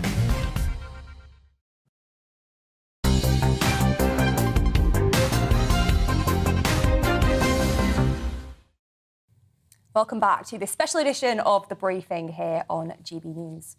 Now, news of Boris Johnson's resignation may have been welcomed and even cheered by his detractors, but in Ukraine, it was somewhat of a different story, with President Volodymyr Zelensky expressing his sadness at the resignation of his key ally and friend. Well, let's talk now to the former president of Ukraine, Petro Poroshenko. Mr. Poroshenko, thank you for your time. Boris Johnson's been one of Ukraine's biggest allies during Russia's invasion. So what was your reaction to his resignation? First of all, Boris was my friend. Boris was a great friend of Ukraine, and Boris is an outstanding person, a brilliant one. And I'm very much appreciative for the Boris leadership in the global anti-Putin coalition. And with that situation, he has done so much to Ukraine that today in my speech in Parliament, I started with a special thanks to Boris Johnson.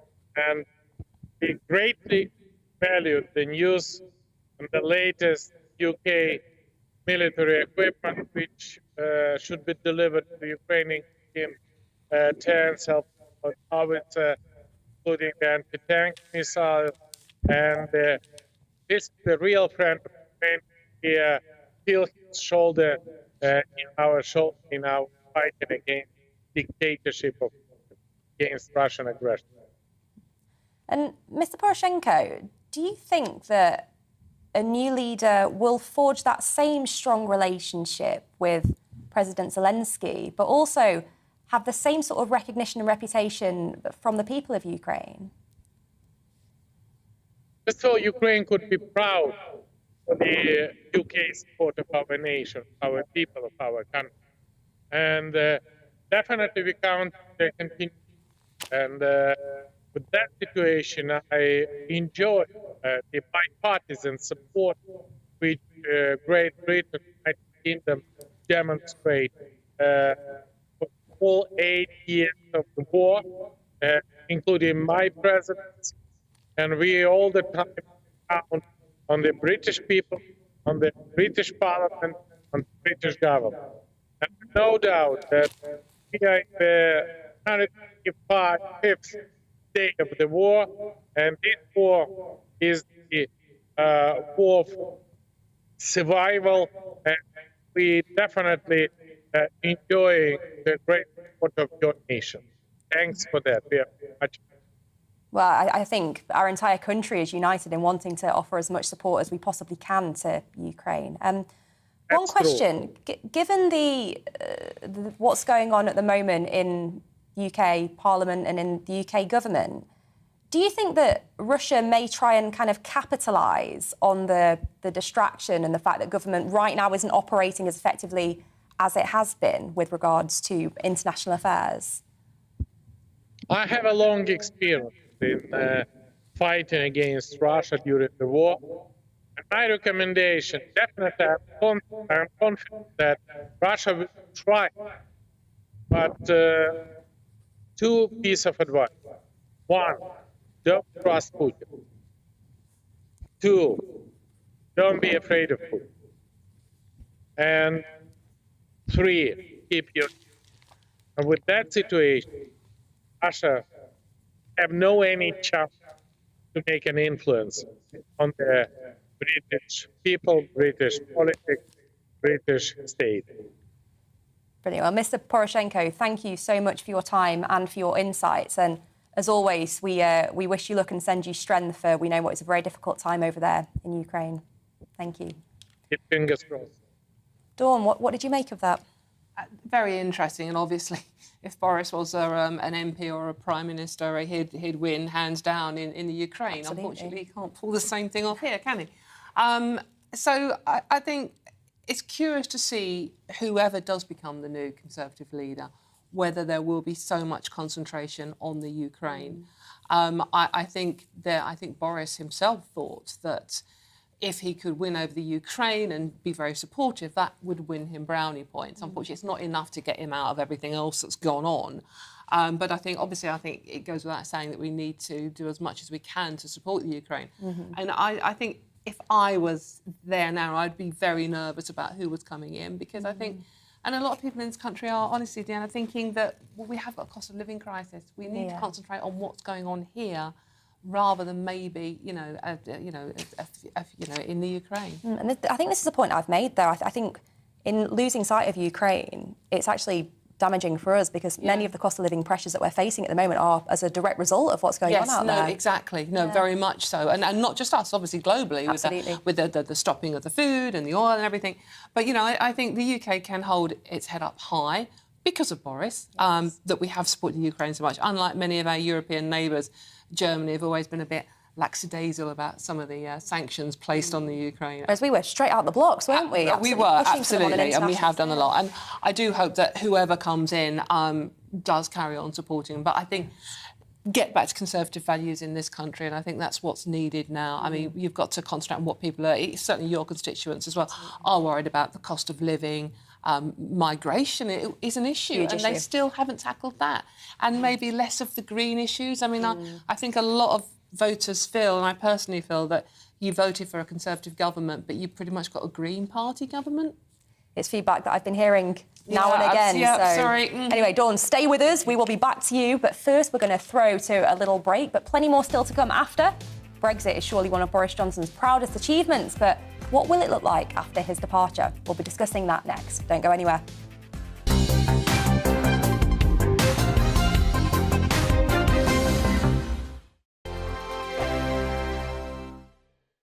We are GB News. We're right across this great nation.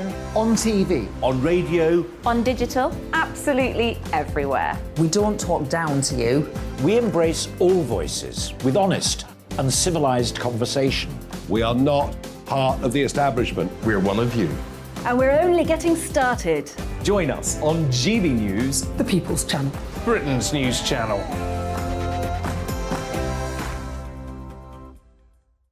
Hi there, it's Stephen and Anne. At breakfast from 6 a.m, you'll always be caught up with everything you need to know, the latest headlines, opinions and debates. We'll bring you the good news and the bad, but most of all, we're here for you. Remember, send in your views and let us know what you would like us to talk about. That's because we're your news channel. And every morning at 6 a.m, it's breakfast on GB News. My name's Tom Harwood, and join me 9:30 a.m. every weekday for The Briefing, your one-stop shop for everything you need to know about what's going on in politics today. I wonder if this is a deal that might need to be like the biscuits in this factory, twice baked. Is there not an opportunity here to win out against the extremes? Tom Harwood, GB News. What are you going to do about it? Things should have been done differently, and they certainly are being done differently. Don't miss it. The Briefing with me, Tom Harwood, 9:30 Monday to Friday on GB News. Where would you like to go? Just take me to the studio, please, Matt. You know where you're going. I've got a show to do. Friday Night Feast on GB News, 7 p.m. And it's like nothing you've ever seen before. We take a different angle on the week's biggest news stories. The viewers and listeners set me some absolutely mad challenges to do. We tried to rehome a rescue dog. And yes, there's some other wacky stuff in there as well. I feel like I could take on the world. Well, that's that. Friday Night Feast with me, Patrick Christie's, every Friday, 7 till 9 p.m. on GB News. Be there.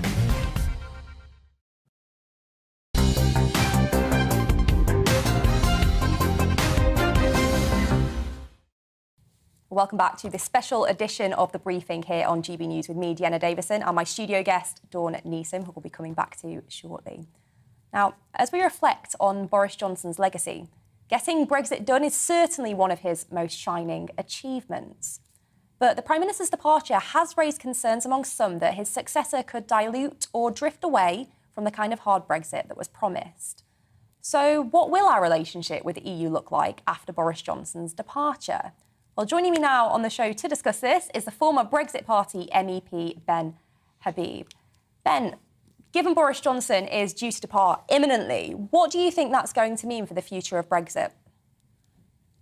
Well, I just want to go back to your opening comments before I came on that, one of his proudest achievements was delivering Brexit. And as you may or may not know, Dehanna, I've been quite a critic of Boris's because I don't think he's actually delivered Brexit.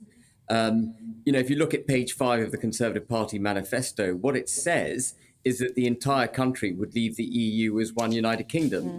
And of course, we have become the first peacetime country in history to voluntarily partition itself, leaving Northern Ireland very substantially behind in the European Union. And he gave up a lot of the promises. He said a lot of the promises he made about Brexit, that there wouldn't be a level playing field. We have one.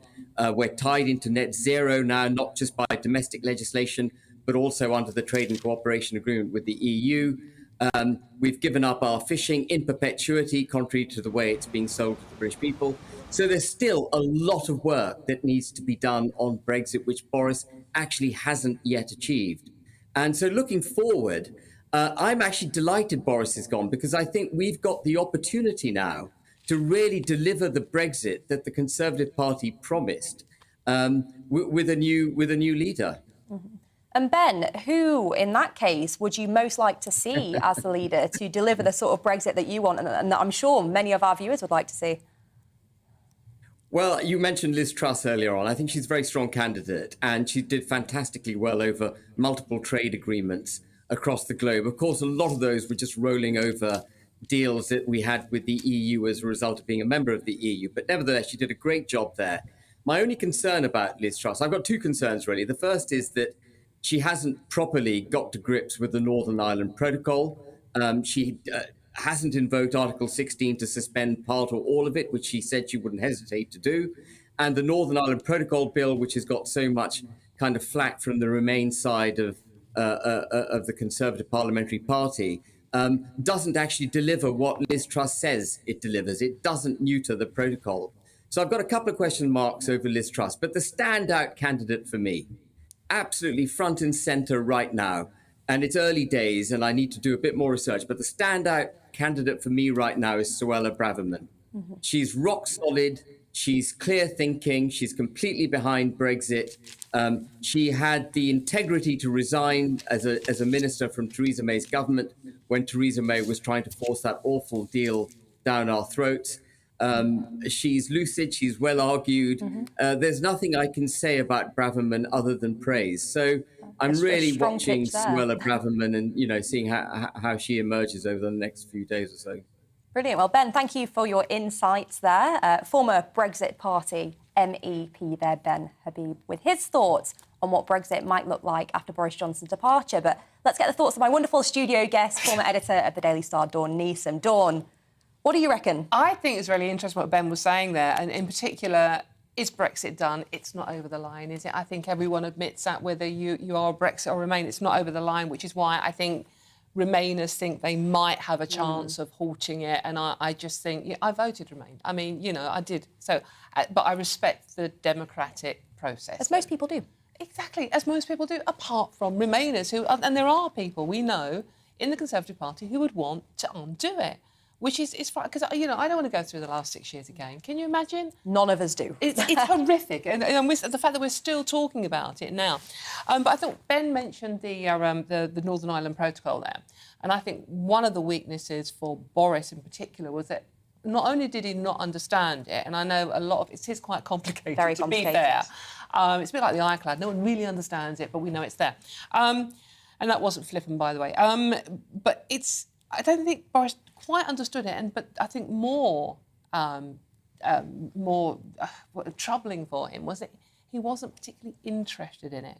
I don't think it was his priority because he didn't really understand it. I think he should have prioritised it along with the cost of living thing, but I think it was a bit of a blind spot for him, and so therefore he sort of ignored it. And as Ben was saying, and then Liz maybe isn't doing what she should be doing there. Look, I don't understand it. I mean, who does, Dana? It's very complex. We've been getting great insights from Arlene Foster here on GBNews. Arlene is brilliant on the subject. Absolutely, I completely understand it when Arlene's talking, but I think Boris should have actually at least shown more interest in that. I think that was a failing on his part. Well, thank you very much for your insights as ever, Dawn. Now, even before the PM came to the podium to resign, some of my fellow MPs with their eyes on his job had started hinting that they may throw their hats in the ring. Some of the hints were slightly more subtle than others. Early favourites include the recently appointed Chancellor Nadhim Zahawi, Foreign Secretary Liz Truss, and some are even tipping former contender Jeremy Hunt. Well, yesterday we were speaking to people in Boris Johnson's constituency of Uxbridge to get their reaction to his resignation, but what of the constituents of those who might replace him? So Let's join our reporters who've been taking the temperature in the constituencies of some of the potential leadership contenders. Ellie Costello is in Jeremy Hunt's constituency in Surrey, but let's cross first to Will Hollis, who's in the new Chancellor, Nadhim Zahawi's constituency in Stratford-on-Avon. Will, what's the reaction like out there? Yeah, well, here in Stratford-upon-Avon, people are also obviously excited to be talking about whether their local MP is going to be the Prime Minister. Obviously, Nadhim Zahawi has not yet thrown his hat into the ring. There are still lots of those big runners, those heavy hitters, those big names that still haven't officially announced. Nadhim Zahawi, you've probably seen him on your TV screens lots over the last couple of years. That's because he was often pushed in front of the cameras or in front of a microphone to defend Boris Johnson's misgivings. So you'll probably know him that way. You'll also know him because of his role as the Education Minister more recently. Took over that job from Gavin Williamson in 2021. Vaccine Minister, though, he's one of the people that was really responsible for getting jabs into arms really early on, and I suppose in some ways then getting the country open much more quickly. I've also been speaking to the local Stratford Herald about what they think about Nadhim Zahawi and if he would make a good Prime Minister. The way it's acted out around here locally is he's seen as a bit of a careerist politician. He does come to the constituency on a Friday and he is seen out and about at schools, especially as Education Minister and supporting businesses. And the people meet him, they like him, he's charming, he listens, they see him as a reliable and competent MP. But there's also a fairly substantial number of people who are concerned about his support for Boris Johnson, defending the indefensible. Well, thank you for that, Will. And now, Ellie, let's hear from you. Ellie is in South West Surrey, the constituency of Jeremy Hunt. Ellie. Yes, good afternoon. Jeremy Hunt seems to be very popular with people here. He is one of the front runners to replace Boris Johnson as Tory party leader. But Deanna, there's also been worry and concern from people here. I spoke to a lady who'd come from Ukraine 6 years ago. She's worried about the replacement for Boris Johnson and what it means for the Ukrainian people. I'm primarily worried currently as he stepped out, and support of British government and British public is very important within the current situation in Ukraine. As I said, British public support was very important in terms of refugees and through a program of the Home for Ukraine. But basically, unless we have more arms to win this war, situation will not change, and this can be decided only at the government level. I am more worried because I currently don't understand who will be next and what his position or her position will be about Ukraine. So worries about the Ukraine war, worries about the rising cost of living, and there are still big questions of who and what will come next. Well, thank you very much, Ellie, there in Jeremy Hunt's constituency in Surrey, and Will in Nadhim Zahawi's constituency in Stratford-on-Avon. What a week it has been. I'm afraid to say that's all we've got time for here today on The Briefing. But up next, it's another round of The Briefing, so don't go anywhere. Hello, I'm Aidan McGivern from the Met Office. Plenty of warm summer sunshine for the vast majority, not just today, but for the next week or so. There's always an exception, and it will be cloudier at times in the north through the rest of the day as a weak weather front sinks south around the top of an area of high pressure, which will increasingly drive our weather heading into the weekend. So with that high pressure, actually a lot of sunshine for England, Wales, for northern and eastern Scotland as well. I think southwest Scotland, parts of northwest England, Northern Ireland, we'll see that thicker cloud at times and perhaps a few spots of rain and drizzle, mostly towards the likes of Dumfries and Galloway. So a bit cooler here, 20 Celsius, but otherwise mid to high 20s for many, peaking at 29 degrees there towards the southeast. And then the area of cloud that I mentioned, that sinks slowly southwards and tends to fizzle out. A few showers will turn up for the far north of Scotland overnight, along with a keen breeze. And with clouds sinking south into Wales and the Midlands, well, that will keep temperatures up in the teens. But even where we get clear spells, it's a relatively mild night, 12 or 13 Celsius the low as we start off the weekend. So a cloudier spell for Northern Ireland, for parts of northern Scotland, as well as, at first, Wales and southern England. By lunchtime, however, that cloud disappears, and for many, yet again, it's a blue skies day for much of England and Wales, southern Scotland. Plenty of sunshine, 21 Celsius for Glasgow, 27 for London. But for the north of Scotland, here it will be cloudier. There'll be some showery rain in the far north of the mainland, as well as Orkney and Lewis, and I think that rain will make it feel a bit cooler. However, that rain in the far north is where it stays, really, for the rest of the weekend, because for the vast majority, that high pressure keeps things fine, with plenty of sunshine continuing into next week, and it will turn even hotter.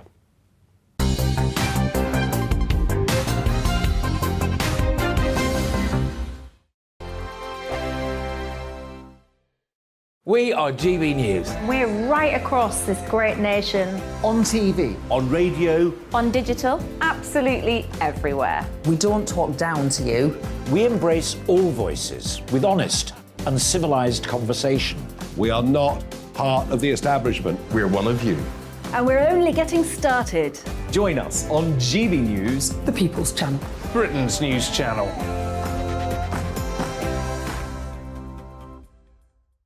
Hi there, it's Stephen and Anne. At breakfast from 6 a.m, you'll always be caught up with everything you need to know. The latest headlines, opinions and debates. We'll bring you the good news and the bad, but most of all, we're here for you. Remember, send in your views and let us know what you would like us to talk about. That's because we're your news channel. And every morning at 6 a.m, it's breakfast on GB News. My name's Tom Harwood, and join me 9:30 a.m. every weekday for The Briefing, your one-stop shop for everything you need to know about what's going on in politics today. I wonder if this is a deal that might need to be like the biscuits in this factory, twice baked. Is there not an opportunity here to win out against the extremes? Tom Harwood, GB News. What are you going to do about it? Things should have been done differently, and they certainly are being done differently. Don't miss it. The Briefing with me, Tom Harwood, 9:30 Monday to Friday on GB News. Where would you like to go? Just take me to the studio, please, Matt. You know where you're going. I've got a show to do. Friday Night Feast on GB News, 7 p.m. And it's like nothing you've ever seen before. We take a different angle on the week's biggest news stories. The viewers and listeners set me some absolutely mad challenges to do. We tried to rehome a rescue dog. And yes, there's some other wacky stuff in there as well. I feel like I could take on the world. Well, that's that. Friday Night Feast with me, Patrick Christie's, every Friday, 7 till 9 p.m. on GB News. Be there.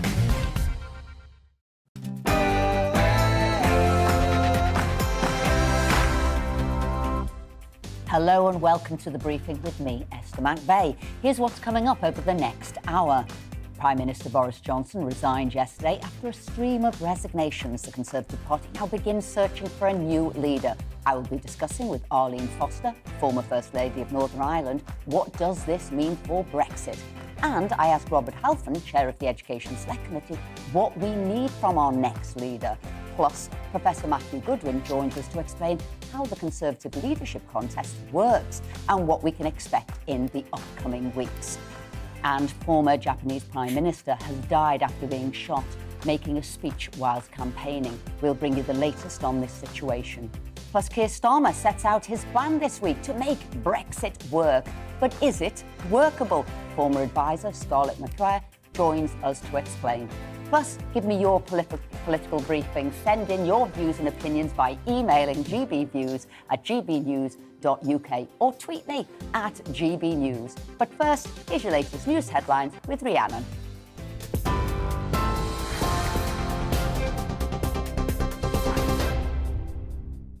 Thank you, Esther. Good afternoon. It's coming up to 2 minutes past 3. I'm Rhiannon Jones in the GB newsroom. Sir Keir Starmer has welcomed the findings of a police investigation that he didn't break COVID regulations while campaigning last year.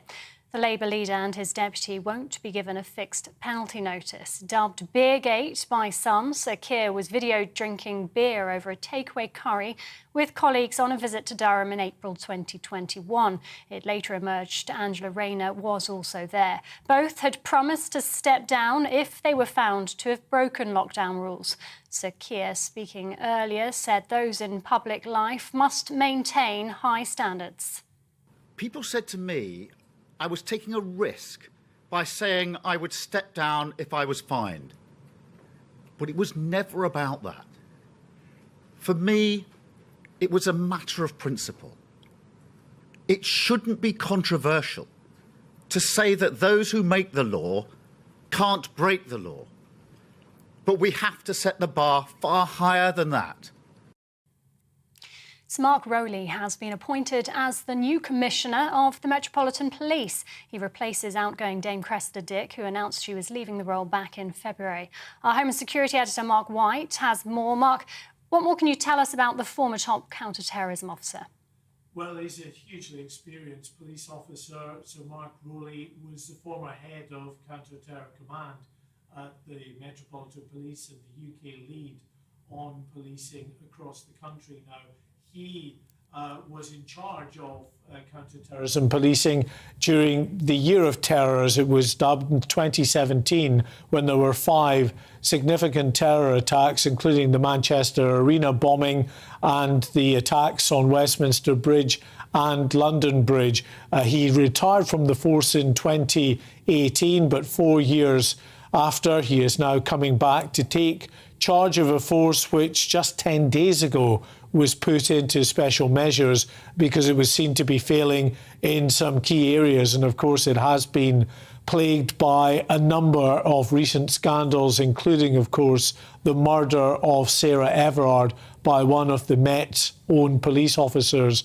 Well, the Home Secretary, Priti Patel, has welcomed, of course, the announcement. She made the announcement of Mark Rowley as the Met Police Commissioner in conjunction with the London Mayor, Sadiq Khan. She said he is a highly capable police officer. Indeed, he's seen as a very thoughtful and experienced man. He has his work cut out for him, though, in charge of the country's biggest police force, which has national remit on some key areas. He'll want to get to work soon to try to put the force, as he sees it, in a new direction. He wants to return to old-fashioned, public accountable policing, he says. Mark, thank you. Mark White, our Home and Security Editor. Japanese police have said the weapon used to shoot the former Japanese Prime Minister Shinzo Abe was a handmade gun. He was giving a speech at a campaign event in the western city of Nara when he was shot from behind. Abe later died in hospital, where he bled to death from 2 wounds, one to his heart and one to his neck. Police say a 41-year-old man has been arrested. Boris Johnson's paid tribute to Abe, saying his global leadership through uncharted times will be remembered by many. A 22-year-old man has been sentenced to life in prison for the murder of police officer Julia James. Callum Wheeler attacked the 53-year-old mother of 2 near her home in Snowdon in Kent in April last year. She was off duty, walking her dog. Julia's son called her killer sick and twisted, saying he should never see the light of day again. Wheeler's been sentenced to life at Canterbury Crown Court with a minimum of 37 years. The race for who's going to replace Boris Johnson as Prime Minister following his resignation yesterday as leader of the Conservative Party has begun. With no clear front-runner, around a dozen potential candidates are assessing whether they have the support to mount leadership bids.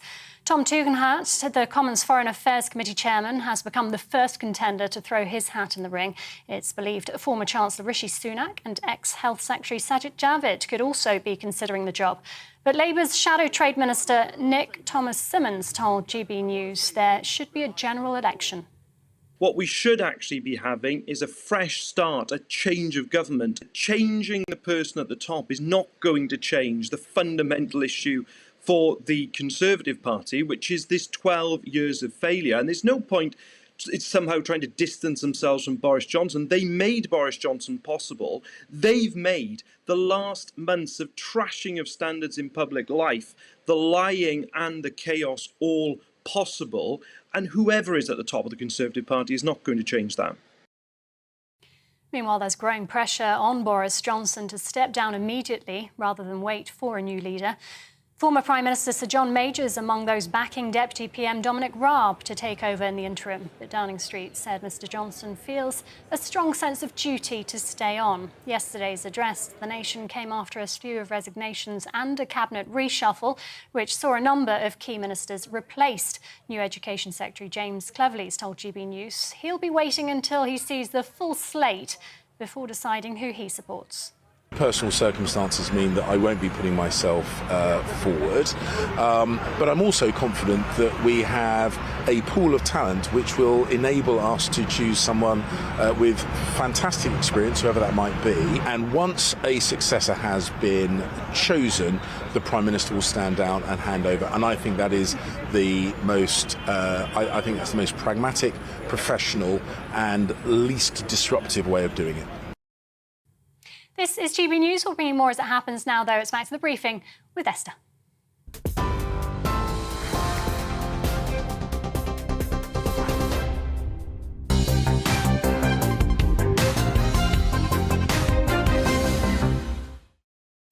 Welcome back. Prime Minister Boris Johnson resigned yesterday. The final turbulent hours were triggered by the resignation on Tuesday of his Chancellor and Health Secretary, followed by a stream of resignations from his government and by no confidence letters from his MPs.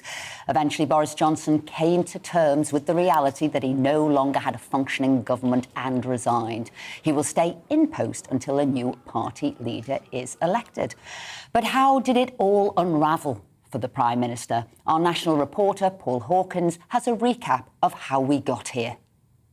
The straw that broke Boris Johnson's back began on the 29th of June here at this private members' Tory club in central London. What happened here and how the PM dealt with it was the final nail in the coffin for his premiership.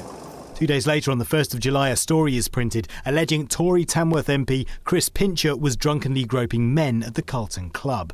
He resigns as Deputy Chief Whip, saying he embarrassed himself after drinking too much, but denies the other allegations. The same day, Number 10 says the PM wasn't aware of specific allegations against Chris Pincher. But later that day, Parliament's watchdog receives a complaint against Chris Pincher and the whip is withdrawn from him. In other words, he now sits as an independent MP. On July the 3rd and 4th, two ministers both publicly say the PM didn't know about any specific allegations against Chris Pincher before making him Deputy Chief Whip in February. Then later on July the 4th, the line from Number 10 shifts. The Prime Minister was aware of some allegations. On July the 5th, Dominic Raab admits that Chris Pincher was investigated in 2019 over alleged inappropriate behaviour while he was a minister here at the Foreign Office. Half an hour later, former Chief Diplomat Simon MacDonald publishes a letter alleging Boris Johnson did know about the 2019 investigation and warning Number 10 it needs to come clean. 4.5 hours later, it did. The Prime Minister did not immediately recall the conversation in late 2019 about this incident. 6 hours later came this. You know, if I had my time again, I would think back on it and recognise that he wasn't going to learn any lesson and he wasn't going to change. 2 minutes later, his Health Secretary resigns. 7 minutes later, his Chancellor. By 9:30 a.m. on Thursday, the 7th of July, 59 members of the government had resigned. The herd instinct is powerful. When the herd moves, it moves. And, my friends, in politics, no one is remotely indispensable. Operation Save Big Dog had failed. Paul Hawkins, GB News. Joining me now is Arlene Foster, former First Minister of Northern Ireland. Fabulous for you to be with us. And you have personal experience of this. So when Boris Johnson said that when the herd moves, it moves, can you think what he was going through? Can you understand what happened, having sort of been there yourself? Yeah, well, it's lovely to see you, Esther, and thanks for sitting in today. I mean, I have to say, I had a lot of empathy when I heard Boris Johnson speak about when the herd moves. I mean, what happens in these situations is that some people have leadership ambitions. They may have harboured them for quite some time. They then gather around them others who also have leadership ambitions. And they take their opportunity. And what Boris means by the herd means that all of those other people who are looking to see where they're going to be on the other side of all of this, make a decision, and they balance up where they are best placed. So I'm sorry to have to say, Esther, principle and loyalty do not really come into the issue. It's where they're best placed to be once their leader has been replaced. But it was an inevitability that he was going to have to go, wasn't it? That many people resigning. Were you shocked with the number and speed with which people then started to resign? Well, I suppose I was a little shocked at the number of people, because it was a tsunami of people who then jumped on the bandwagon. But I think we should recall, Esther, that the Prime Minister was elected by the membership of the Conservative Party. He was the person who brought back an 80-seat majority for the Conservative Party. It really is a matter for the people to decide who their Prime Minister should be. And I think a lot of Conservative members, as you will know better than anyone, will feel that the media and a lot of Remainers in the media and commentators from a Remainer background have led us to this point. I mean, you look at today and the Starmer-Rayner Beergate situation where Durham police have decided not to prosecute. I mean, when I was listening to Keir Starmer there, I was thinking, how sanctimonious can you get in one interview? He was telling us all how he knew he had done nothing wrong. And when you look at the difference between how that has been dealt with and how Boris Johnson was dealt with when he had a 9-minute birthday party at work in Downing Street, and that has contributed to his downfall. We should, of course, know that all Prime Ministers make bad decisions. Boris made bad decisions. His monumentally bad decision over the Northern Ireland Protocol is something that we're still living with here in Northern Ireland. He has also made good decisions in and around COVID vaccinations, in and around the war in Ukraine and how that has been dealt with. And when people then come to make a decision on the Prime Minister, they do so at a general election. And that's how they make their decision as to who they want to be their next Prime Minister. You talk there about maybe a Remain conspiracy. So should we be worried about Brexit and people rowing back, or, people trying to reverse it? Well, certainly those of us in Northern Ireland who have been urging the Prime Minister to deal with the Northern Ireland Protocol, which of course still is a huge issue for us all here in Northern Ireland. He had started to deal with that. I understood that he wanted to try and proceed by way of negotiation, but he was met with a brick wall in the European Union. They told him that the protocol was the only way forward. And despite the fact that the protocol itself has a provision whereby you can make changes, that was rejected by the European Union. Therefore, the legislation was brought forward by the Foreign Secretary. We welcome that. It doesn't deal with all of the issues, but it's absolutely a step in the right direction. And I think a lot of us are now concerned that given this change, will that still continue through? And I think all of those in the Conservative and Unionist Party, because of course that is its title, should be concerned about this barrier between Great Britain and Northern Ireland and the need to deal with that in a meaningful way. I thought it was very instructive, Esther, to look at some of the remarks from Micheál Martin, the Irish Prime Minister, Michael Barnier, the failed French presidential candidate who was the EU's chief negotiator on Brexit, Guy Verhofstadt, who is another Eurocrat. They were all absolutely delighted that Boris was going. And you have to ask yourself the question, why? Well, you have. Many of our viewers will be thinking the same thing. Arlene, you'll be staying with us. I'll be speaking to you a little bit later on. Thank you for allowing me to be in your hot seat. But coming up next on The Briefing, I'll speak to Conservative MP and Chair of the Education Select Committee, Robert Halfon, about the political events of the week and what would he like to see from Boris Johnson's successor. And after Sir Keir Starmer is cleared over Beergate, we discuss the Labour leader's plans for Brexit. Will they work? But before that, let's take a look at the weather. Hello there, I'm Stephen Keats with your latest Met Office forecast, and we've got some warm sunshine for many places to close out the working week. A bit cloudier though towards the north and west, and breezier, particularly across parts of Scotland. That's because we've got these isobars running their way around the top of this area of high pressure, so more isobars towards the north, a bit breezier here. And this weak cold front is pushing its way south across Scotland into the far north of England this evening. Not weak because there's not a lot of rain on it, just a band of cloud with some patchy drizzle in places. This coming further south into parts of Wales and the Midlands through the overnight period, but tending to break up if anything. Elsewhere, quite a lot of clear weather around, one or two shallow mist or fog patches in the south, a scattering of showers and still quite breezy across the far north of Scotland. But wherever you are, it is a relatively mild, if not rather warm night. Temperatures typically in the low teens to take us into Saturday morning. So a bit of cloud around across parts of Wales, the Midlands, Northern Ireland and Western Scotland on Saturday morning.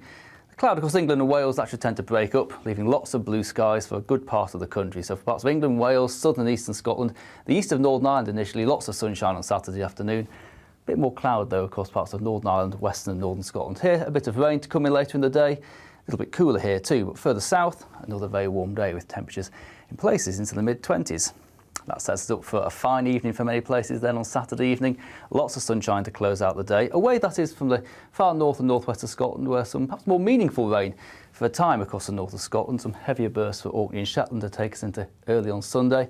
Elsewhere though, it is a mostly dry picture with a fair amount of clear weather for most, and another fairly warm night. These are your minimum temperatures, so 15-16 degrees at their lowest across the south on Sunday.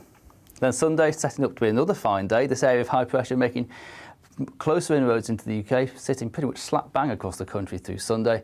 So a pleasant day is on the cards. And under that high pressure, we're going to see lots of sunshine around, unbroken sunshine for some of us. Remember, it is July, so under that sunshine, those temperatures will be rising.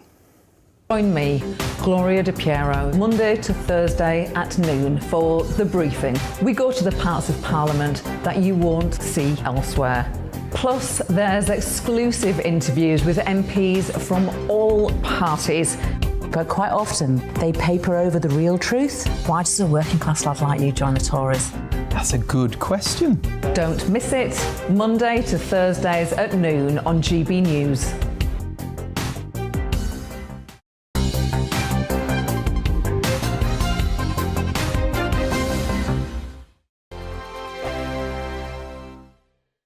We are GB News. We're right across this great nation. On TV. On radio. On digital. Absolutely everywhere. We don't talk down to you. We embrace all voices with honest and civilised conversation. We are not part of the establishment. We're one of you. And we're only getting started. Join us on GB News, the People's Channel, Britain's news channel.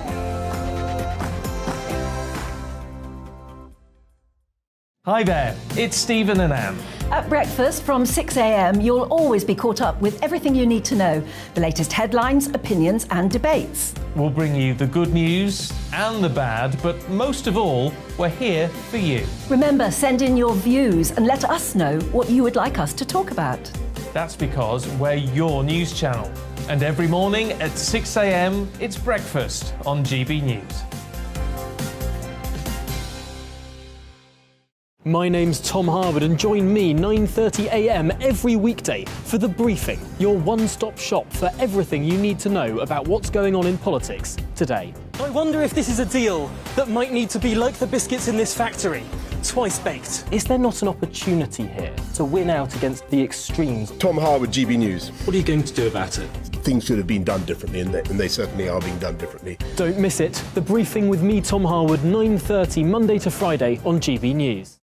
Where would you like to go? Just take me to the studio, please, mate. You know where you're going. I've got a show to do. Friday Night Feast on GB News, 7 p.m. And it's like nothing you've ever seen before. We take a different angle on the week's biggest news stories. The viewers and listeners set me some absolutely mad challenges to do. We tried to rehome a rescue dog. And yes, there's some other wacky stuff in there as well. I feel like I could take on the world. Well, that's that. Friday Night Feast with me, Patrick Christie's, every Friday, 7 till 9 p.m. on GB News. Be there. Join me, Darren Grimes, for Real Britain every Saturday and Sunday from 2 p.m. A news hour that comes with a trigger warning. Scorching hot opinion with prominent guests saying the unsayable and a little bit of weekend fun thrown in. Unlike other broadcasters, I won't be forgetting what the B in our name stands for. So howie in for Real Britain Saturday and Sunday from 2 p.m.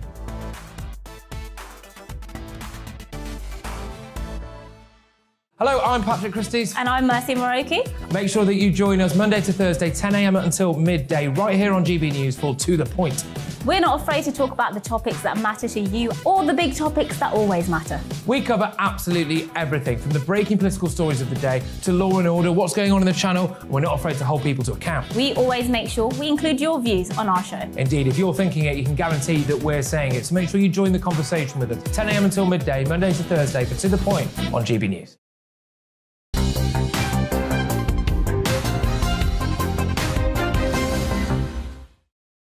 Welcome back to the briefing. We're going to go to Tom Harwood now. He always is in the thick of things, likes to be in the Houses of Parliament, finding out what's going on. So febrile, what are Tory MPs wanting? I know what I'm hearing, but what are you hearing, Tom? Well, Esther, I've been in a lobby briefing earlier today with the Prime Minister's official spokesman. It might seem a bit odd, but the business of government is going on even during this transitional time. And we were assured that all of those gaps that appeared in the government, all of those ministers who resigned, not of course just at the Cabinet. The Cabinet, of course, was refilled up with new appointments yesterday, but all of those junior ministers as well. We were assured that there would be a swathe of new appointments this afternoon to plug all those gaps, to make sure the business of government can go on, to make sure that bills can make their way through the Commons over the next couple of weeks, and indeed that governing can happen. And I can tell you that within the last 10 minutes, there have been a swathe of ministerial appointments now. People being appointed to the Treasury, to the Justice Ministry, to the Home Office, to the FCDO, to the Levelling Up Department. Lots of names, particularly some names who were actually standing on this street yesterday as the Prime Minister resigned. Some loyalists getting in there, being ministers for the last few weeks of this administration, plugging those gaps, making sure that the business of government can go on. It's fairly certain now that by the end of the day, government will be whole again, and all of those peppered spots, all of those gaps that were created through the extraordinary number of over 50 resignations, they're all going to be filled. Tom, just a quick one. Are they all being filled by the same people, or, as you mentioned there, are more loyalists coming in? No, more loyalists are coming in. There are some new names there. So, for example, people like Brendan Clark-Smith, he's going to the Education Department. Leah Nickey, she's going to the Levelling Up Department. Alan Mack going to the Treasury. These are people who weren't ministers before, but now are. Tom, thank you very much indeed for that. Very interesting. You talked there about the business of government carrying on. I was chairing a bill committee, and obviously that is like scrutiny line by line of new legislation that's coming forward. So you do need your ministers knowing what they're doing, and you do need those bills, those committees going ahead if you're going to deliver on the agenda you've set out there for the country. So the Prime Minister has resigned. The Tory leadership contestant has been triggered. As a Conservative MP myself, who has been in Cabinet with 3 different Prime Ministers, and I've seen at close hand what needs to be done. And one thing I will say, it's not just about the policies. Obviously, they have to be the right policies, but you also have to have a considerable skill set to be a Prime Minister. So let's go now to Robert Halfon, who's the chair of the Education Select Committee. So, Robert, what do you think we now need in our next leader? Well, what I think we need is a strong contest so that people are properly tested. I think we need a leader who has emotional intelligence and empathy with the British people. Something, actually, I think the Prime Minister was good at. But people are really struggling at the moment with the cost of living. And I hope that whoever becomes leader, they understand that and develop policies accordingly. I've just spoken to a single parent in my constituency. She can't afford to go to work because of the cost of petrol. A fish and chip shop in my constituency of Harlow has lost 150 customers a month, losing £5,000 a month because people are buying less food in the chippy. And energy bills have gone up from £1,800 to £3,000 a month. And this is what's going on across the country. People can't afford to run their businesses. They can't afford to go to work. They can't even afford often to take their kids to school by car. And so the priority must be a leader who gets this, understands it, and develops policies, but also addresses deep social injustices in our country. Now, there's 2 points you raise there, and we'll come back to how difficult the situation is at the moment, so maybe what experience you'll be looking for from the new leader. But you talk about it's got to be a strong contest. Are you concerned at all with the fact that it might be too short a contest as we whittle down from what could be an array of MPs hoping to be leader down just to the final 2 that then goes to the members? Well, my view is that, if the parliamentary process takes 2 weeks, that is okay, but it's got to go out to the members and they've got to have a proper say. And there should be hustings, whether it's on Zoom or whatever it may be, or in convention centres around the country. The members have to have a say, have to see their leaders close up. The leadership candidates need to be tested. They need to be on the big interview shows like yours, of course, Esther, and just so that we know we get the right person, because this isn't just about leader of a party, it's about finding who the new Prime Minister should be.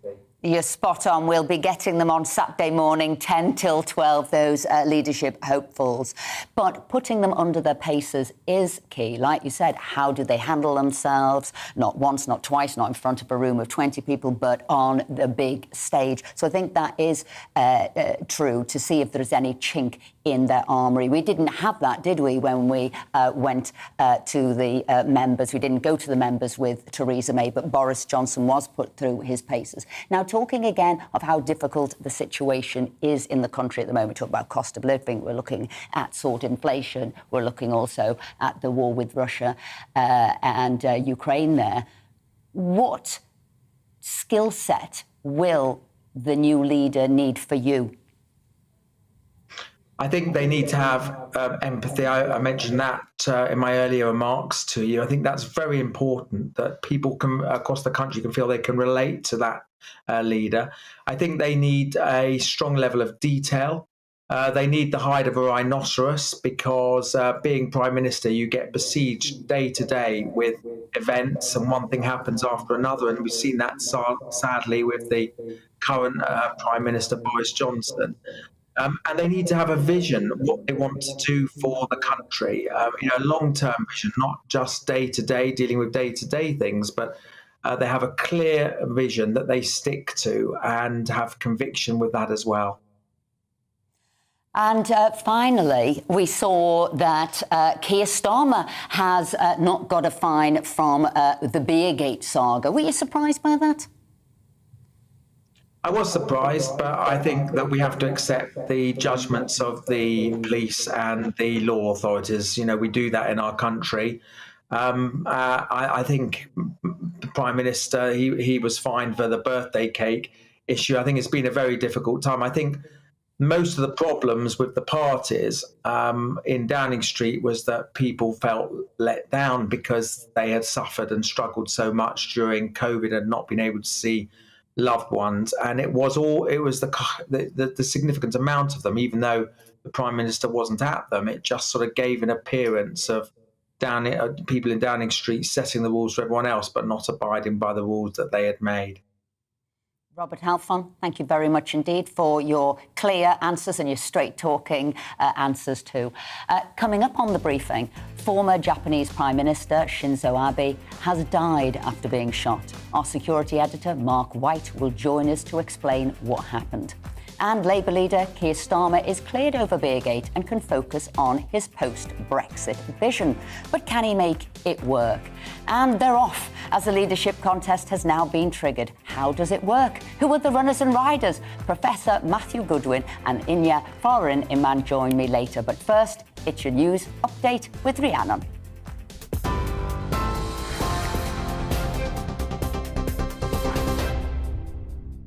Thank you, Esther. It's 3:31, your top stories from the GB newsroom. So Keir Starmer has been cleared by Durham Police of breaking lockdown rules last year. The Labour leader and his deputy, Angela Rayner, had promised to resign if they were fined. Video shows him drinking beer with colleagues in April 2021, but police say they both obeyed the law. Setting himself up as the next PM, he says truth and integrity matter after Boris Johnson's resignation yesterday. Downing Street says there'll be more ministerial appointments today and broadly expect all gaps left in the party to be filled. It's as the race begins to replace Boris Johnson following his resignation as leader of the Conservative Party yesterday. With no clear frontrunner, around a dozen potential candidates are assessing whether they have the support to mount leadership bids. Sir Mark Rowley's been appointed as the new Commissioner of the Metropolitan Police. He replaces outgoing Dame Cressida Dick, who announced she was leaving the role back in February.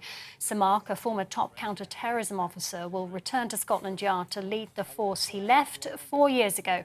Mayor of London Sadiq Khan says Sir Mark is the best person to lead Scotland Yard at this extremely challenging time. A 22-year-old man has been sentenced to life in prison and will serve a minimum of 37 years for the murder of Julia James, a police community support officer. Callum Wheeler attacked the 53-year-old in April last year while she was walking her dog near her home in Kent. Julia's son called her killer sick and twisted and said he should never see the light of day again. And Cameron Norrie's playing in the biggest tennis match of his career right now in the men's semi-finals at Wimbledon. The 26-year-old's only the fourth British man to ever reach the last four at the All England club. But it's a tough one. He's currently playing top seed Novak Djokovic on centre court. Be sure to support him if you can, and we wish him the best of luck. TV, online and DAB+ radio. This is GB News. It's back to the briefing with Esther McVeigh in just a moment. Don't go anywhere.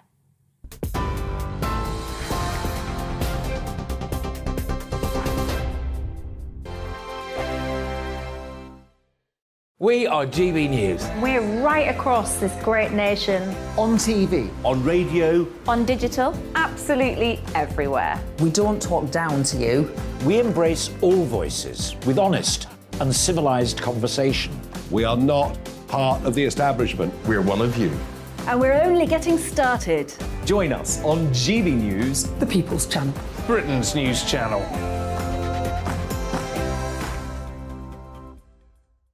Hi there, it's Stephen and Anne. At breakfast from 6 a.m, you'll always be caught up with everything you need to know, the latest headlines, opinions and debates. We'll bring you the good news and the bad, but most of all, we're here for you. Remember, send in your views and let us know what you would like us to talk about. That's because we're your news channel. And every morning at 6 a.m, it's breakfast on GB News.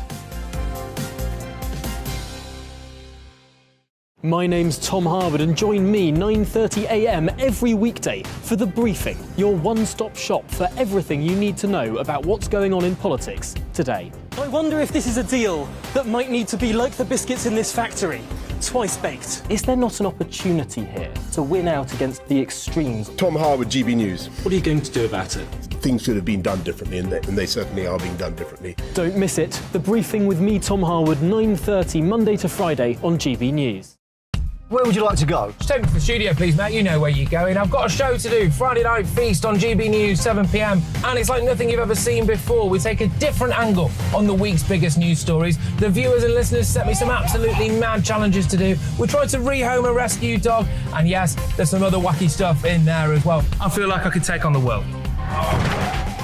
Well, that's that. Friday Night Feast with me, Patrick Christie's, every Friday, 7 till 9 p.m. on GB News. Be there.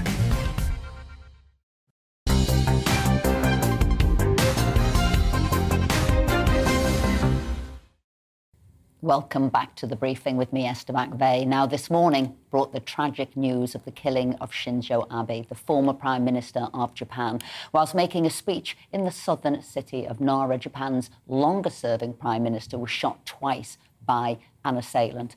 Joining me now is GB News security editor Mark White. So can you tell us any more, Mark, about the attacker? Well, he's a 41-year-old man. We're told that he's a former member of the Japanese Defence Forces. He was in the Navy. He has told police that he has a grudge against something or some organisation, but not a great deal of detail about the actual real motive behind it. Just been looking at some video before, actually, that shows in graphic detail a close-up of what happened there. You can see that the former Prime Minister was giving a speech on the stump there in that southern city of Nara. He was halfway through his speech, you hear a gunshot and see a puff of smoke. He doesn't actually react at that moment, but then just about a second later, there's a second blast, and at that point, you can see he's hit and he stumbles to the ground, and then they managed to wrestle the attacker to the ground. But he got within a few feet of the former Prime Minister. Now, I've heard this was a homemade gun, because gun rules and laws out there are very strict. Can you tell us any more on that? Well, yes, there are pictures as well that have been circulating that show the weapon on the ground after this gunman is tackled. And that weapon, it shows what looks to be a couple of metal bars that have been then bound together by duct tape.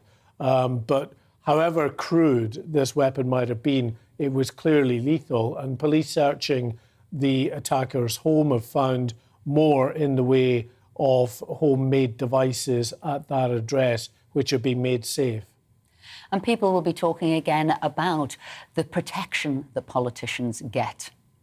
Yes, absolutely. Well, in Japan in particular, because they have such low instances of gun crime, there isn't a massive amount of protection that ordinary politicians get. They don't get a security detail. Former prime ministers do. He did have a few security police there. But of course, this attacker was still able to get within a few feet of Shinzo Abe. Mark White, thank you very much indeed. Now, during her time as First Minister of Northern Ireland, Arlene Foster met with Shinzo for the G7 summit. And Arlene can tell me no more now about that experience. Yes, indeed. It was the last G8, actually, would you believe, because Putin was at that event as well back in 2013. It's the last time the G8 actually met. It then became the G7. But Shinzo Abe came to Northern Ireland. The G8 summit was being held in Enniskillen. David Cameron was the Prime Minister at the time.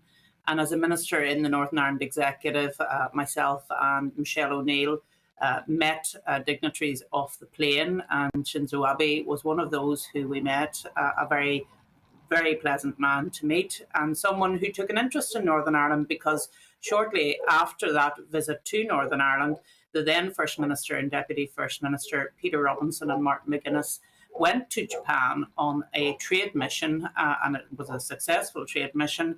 And so he did take an interest in Northern Ireland. And I have to say, Esther, it is horrendous to hear of this today. Obviously, murder of anyone is awful to hear of. But the fact that this was a man of such considerable standing, and yet the assailant could get within quite a short distance of him and commit this awful atrocity today. So I am shocked that it has happened, and I do send my thoughts to the people of Japan. He was obviously a great leader and someone who will be mourned across the world. Arlene, thank you, and more will be coming out as the hours go by. But seems like months ago, but it's only been this week that Keir Starmer set out his plan to make Brexit work. The leader of the Labour Party set out his vision in a post-Brexit Britain, but is it workable? Well, joining us now to talk about this is former Labour advisor Scarlett Maguire. So, is it workable? That's my first question. I think you can make Brexit work. We have to make Brexit work because we're out of the EU. So the first thing we need to do is to look at the Northern Ireland Protocol, which actually can be made to work with a few glitches. What it can't be done is to be completely changed. And I'm afraid, and Arlene Phillips will hate this as much as any other unionist, that what Boris Johnson signed up to was a border in the Irish Sea, and that's where it has to stay. So you can make that work, and then you have to work out how we're going to work outside the single market and outside a customs union. And that's about having proper negotiations with the EU, not loud hailer negotiations where we go back to the Daily Mail and say how awful they are, but we actually try and get negotiations.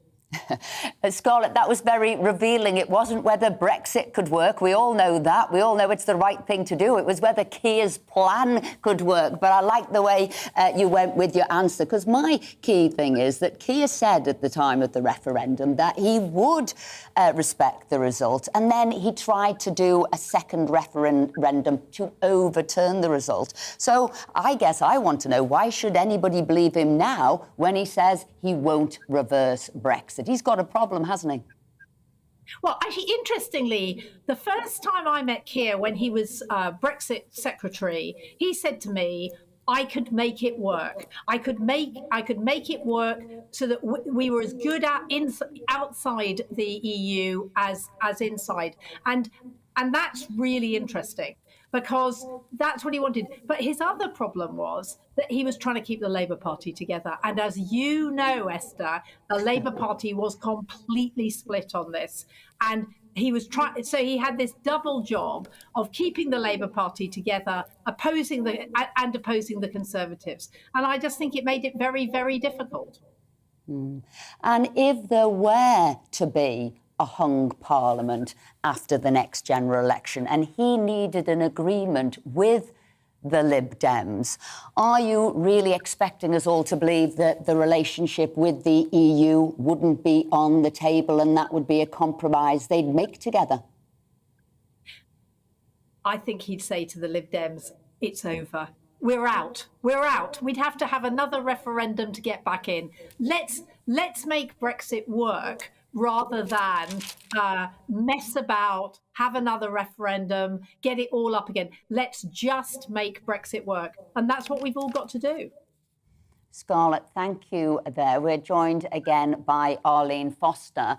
Are you reassured with those words there, that he'd be making it work? He wouldn't use it as a negotiation tool if he needed to get into power with the Lib Dems? No, not at all, because as you know, he voted 48 times against Brexit in Parliament. He also told us that Jeremy Corbyn would be a good Prime Minister. Esther, I'm sure you remember that. But I thought what was very revealing about Scarlett's comments there, not that she called me Arlene Phillips, but that she said that, quote, the border in the Irish Sea, that's where it is and that's where it's going to stay. Well, sorry, no, that is not the case. The border in the Irish Sea is only there because of the reasoning from Theresa May and Boris Johnson that was the only way to protect the Belfast Agreement and the European single market. Of course, that's not the case. There are other ways to protect the European single market and the Belfast Agreement, which clearly isn't being protected at this moment in time because we don't have institutions in Northern Ireland. The way to do that is through alternative arrangements, and that's what the protocol bill is trying to do. So that is very concerning, that someone like Scarlett would say that the border in the Irish Sea is here to stay. Because if that is the case, then we're not going to have devolution in Northern Ireland. And I think that's very, very concerning. And will you be looking at the leaders who are coming forward? Will you be looking at what they say? I know I wrote an article in the Express today saying there can be no rowing back from Brexit, and the Northern Ireland Protocol has to be sorted so that we keep that integrity of the United Kingdom. Will you be looking at what those candidates say? Absolutely. I know that there's a number of questions that Conservative members and MPs will have for the many, many candidates, it appears, that are going to come forward.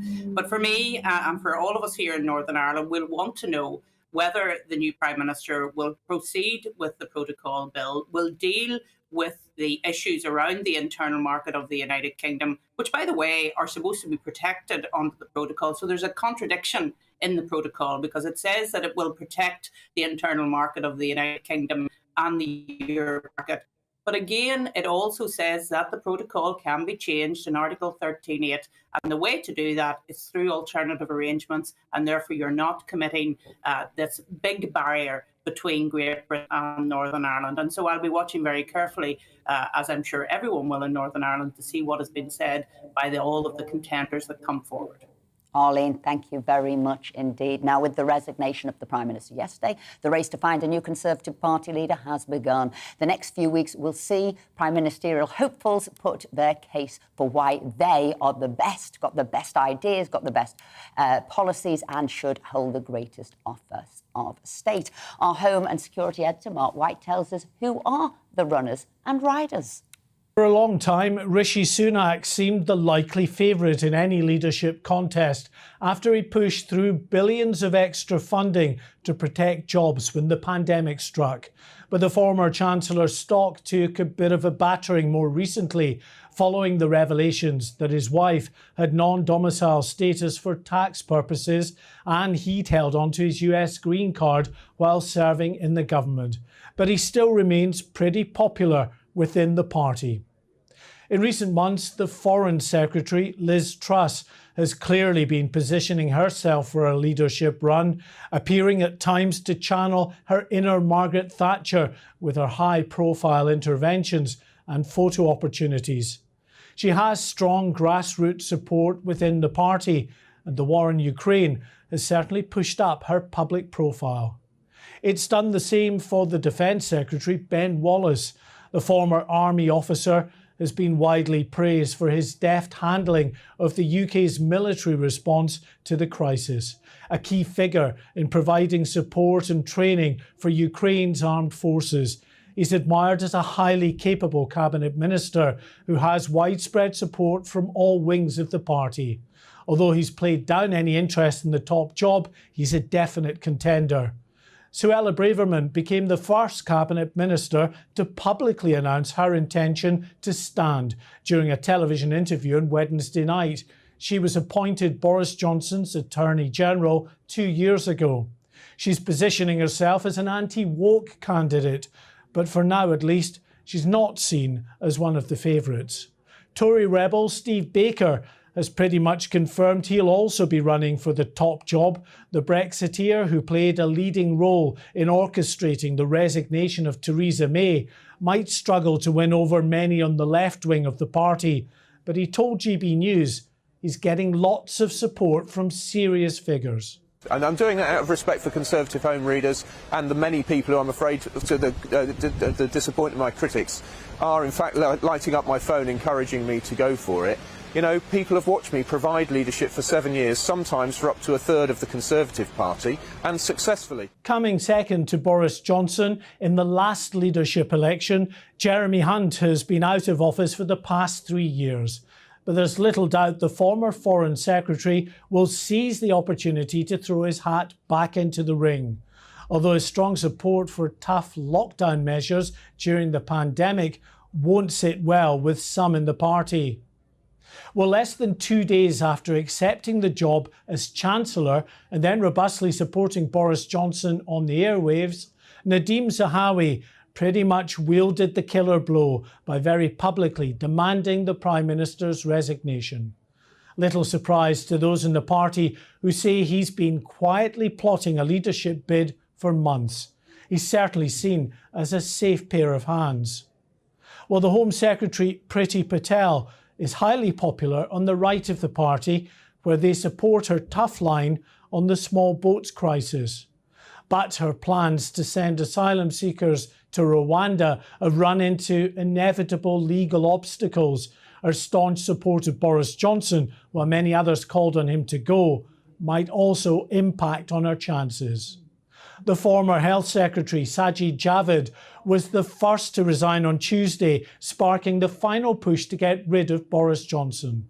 The former Chancellor and Home Secretary, he certainly has the political pedigree for the top job.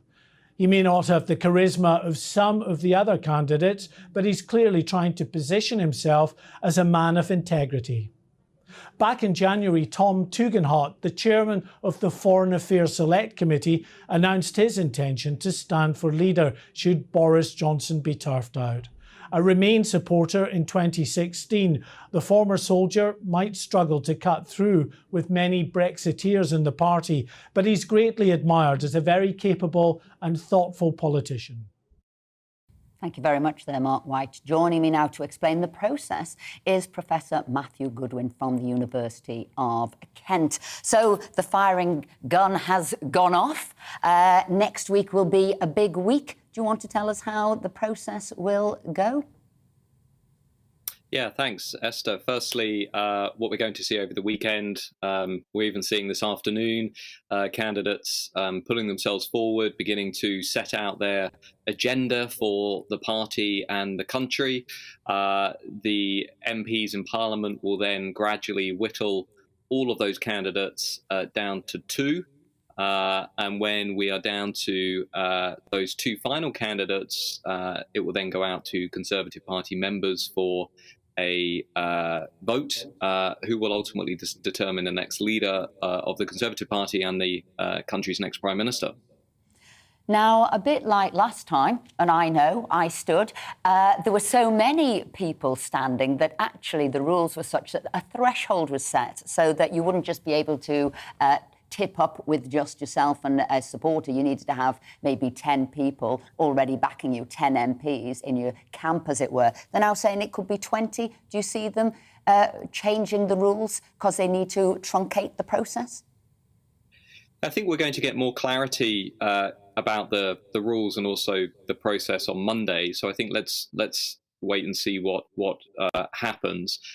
Traditionally, at least, in the first round of the election, candidates have to secure 5% of the overall votes among MPs to stay in the running.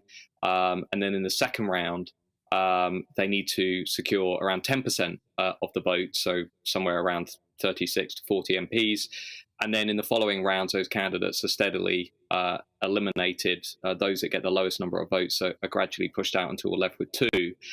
What I would also say, Esther, though, is I think there's a process question here, which we're talking about. There's also actually an ideological question here around timing, which is that, you know, if the Conservative Party sort of rushes this contest through without properly allowing candidates and the party to interrogate the ideas that they're putting forward, actually that might weaken the Conservative Party over the longer term. I think it's very important, both for the party and the country, that we actually have a very robust discussion and debate about these huge issues that are going to await the next Prime Minister. And these are, you know, the in-tray is probably as big as the in-tray that faced Margaret Thatcher in 1979. I mean, absolutely right.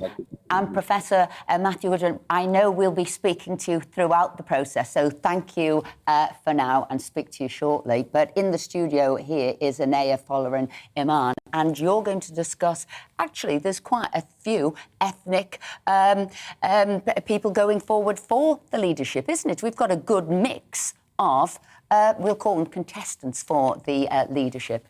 It is something quite striking. I mean, in 2019, Boris Johnson did select the most diverse cabinet in British history. And a few days down the line, many of the candidates that are touted to potentially throw their hat in the ring are ethnic minority individuals. Nadeem Zahawi, Sajid Javid, Rishi Sunak, who is right now the front runner, Kemi Badenoch and Suella Braverman, and Priti Patel also. And I think it really highlights for many people how far the UK has come. We had two female prime ministers, and they were both Conservative. And it is interesting that the Labour Party still hasn't had neither a female leader of the Labour Party, neither an ethnic minority leader also. But having looked at many of the polling, the overwhelming majority of the British public, 84%, according to research that was done by British Future this year, found that they are just, it doesn't matter to them whatsoever. And actually a significant proportion thought it was a positive development, and very few people saw it as a negative development. So I think it really highlights how far we've come as a society. Many of those candidates, for example, Kemi Badenoch, that is touted, have said that they don't want their race or ethnicity to be a significant factor in deciding, you know, whether or not they should be a candidate. But it is also telling that they all have very powerful and compelling stories. And thank you very much indeed. We know we just want the best person for the job. So you've been watching and listening to The Briefing with me, Esther McVeigh. Arlene will be back every Friday from 3 o'clock for all your political updates. But next, it's Nana Akua. Hello there, I'm Stephen Keats with your latest Met Office forecast, and we've got some warm sunshine for many places to close out the working week. A bit cloudier though towards the north and west, and breezier, particularly across parts of Scotland. That's because we've got these isobars running their way around the top of this area of high pressure, so more isobars towards the north, a bit breezier here. And this weak cold front is pushing its way south across Scotland into the far north of England this evening. Not weak because there's not a lot of rain on it, just a band of cloud with some patchy drizzle in places. This coming further south into parts of Wales and the Midlands through the overnight period, but tending to break up if anything. Elsewhere, quite a lot of clear weather around, 1 or 2 shallow mist or fog patches in the south, scattering of showers and still quite breezy across the far north of Scotland. But wherever you are, it is a relatively mild, if not rather warm night. Temperatures typically in the low teens to take us into Saturday morning. So a bit of cloud around across parts of Wales, the Midlands, Northern Ireland and Western Scotland on Saturday morning. The cloud across England and Wales actually tend to break up, leaving lots of blue skies for a good part of the country. So for parts of England, Wales, southern and eastern Scotland, the east of Northern Ireland initially, lots of sunshine on Saturday afternoon. A bit more cloud though across parts of Northern Ireland, Western and Northern Scotland. Here, a bit of rain to come in later in the day. A little bit cooler here too, but further south, another very warm day with temperatures in places into the mid-20s. That sets us up for a fine evening for many places then on Saturday evening. Lots of sunshine to close out the day. Away that is from the far north and northwest of Scotland, where some perhaps more meaningful rain for a time across the north of Scotland. Some heavier bursts for Orkney and Shetland to take us into early on Sunday. Elsewhere though, it is a mostly dry picture with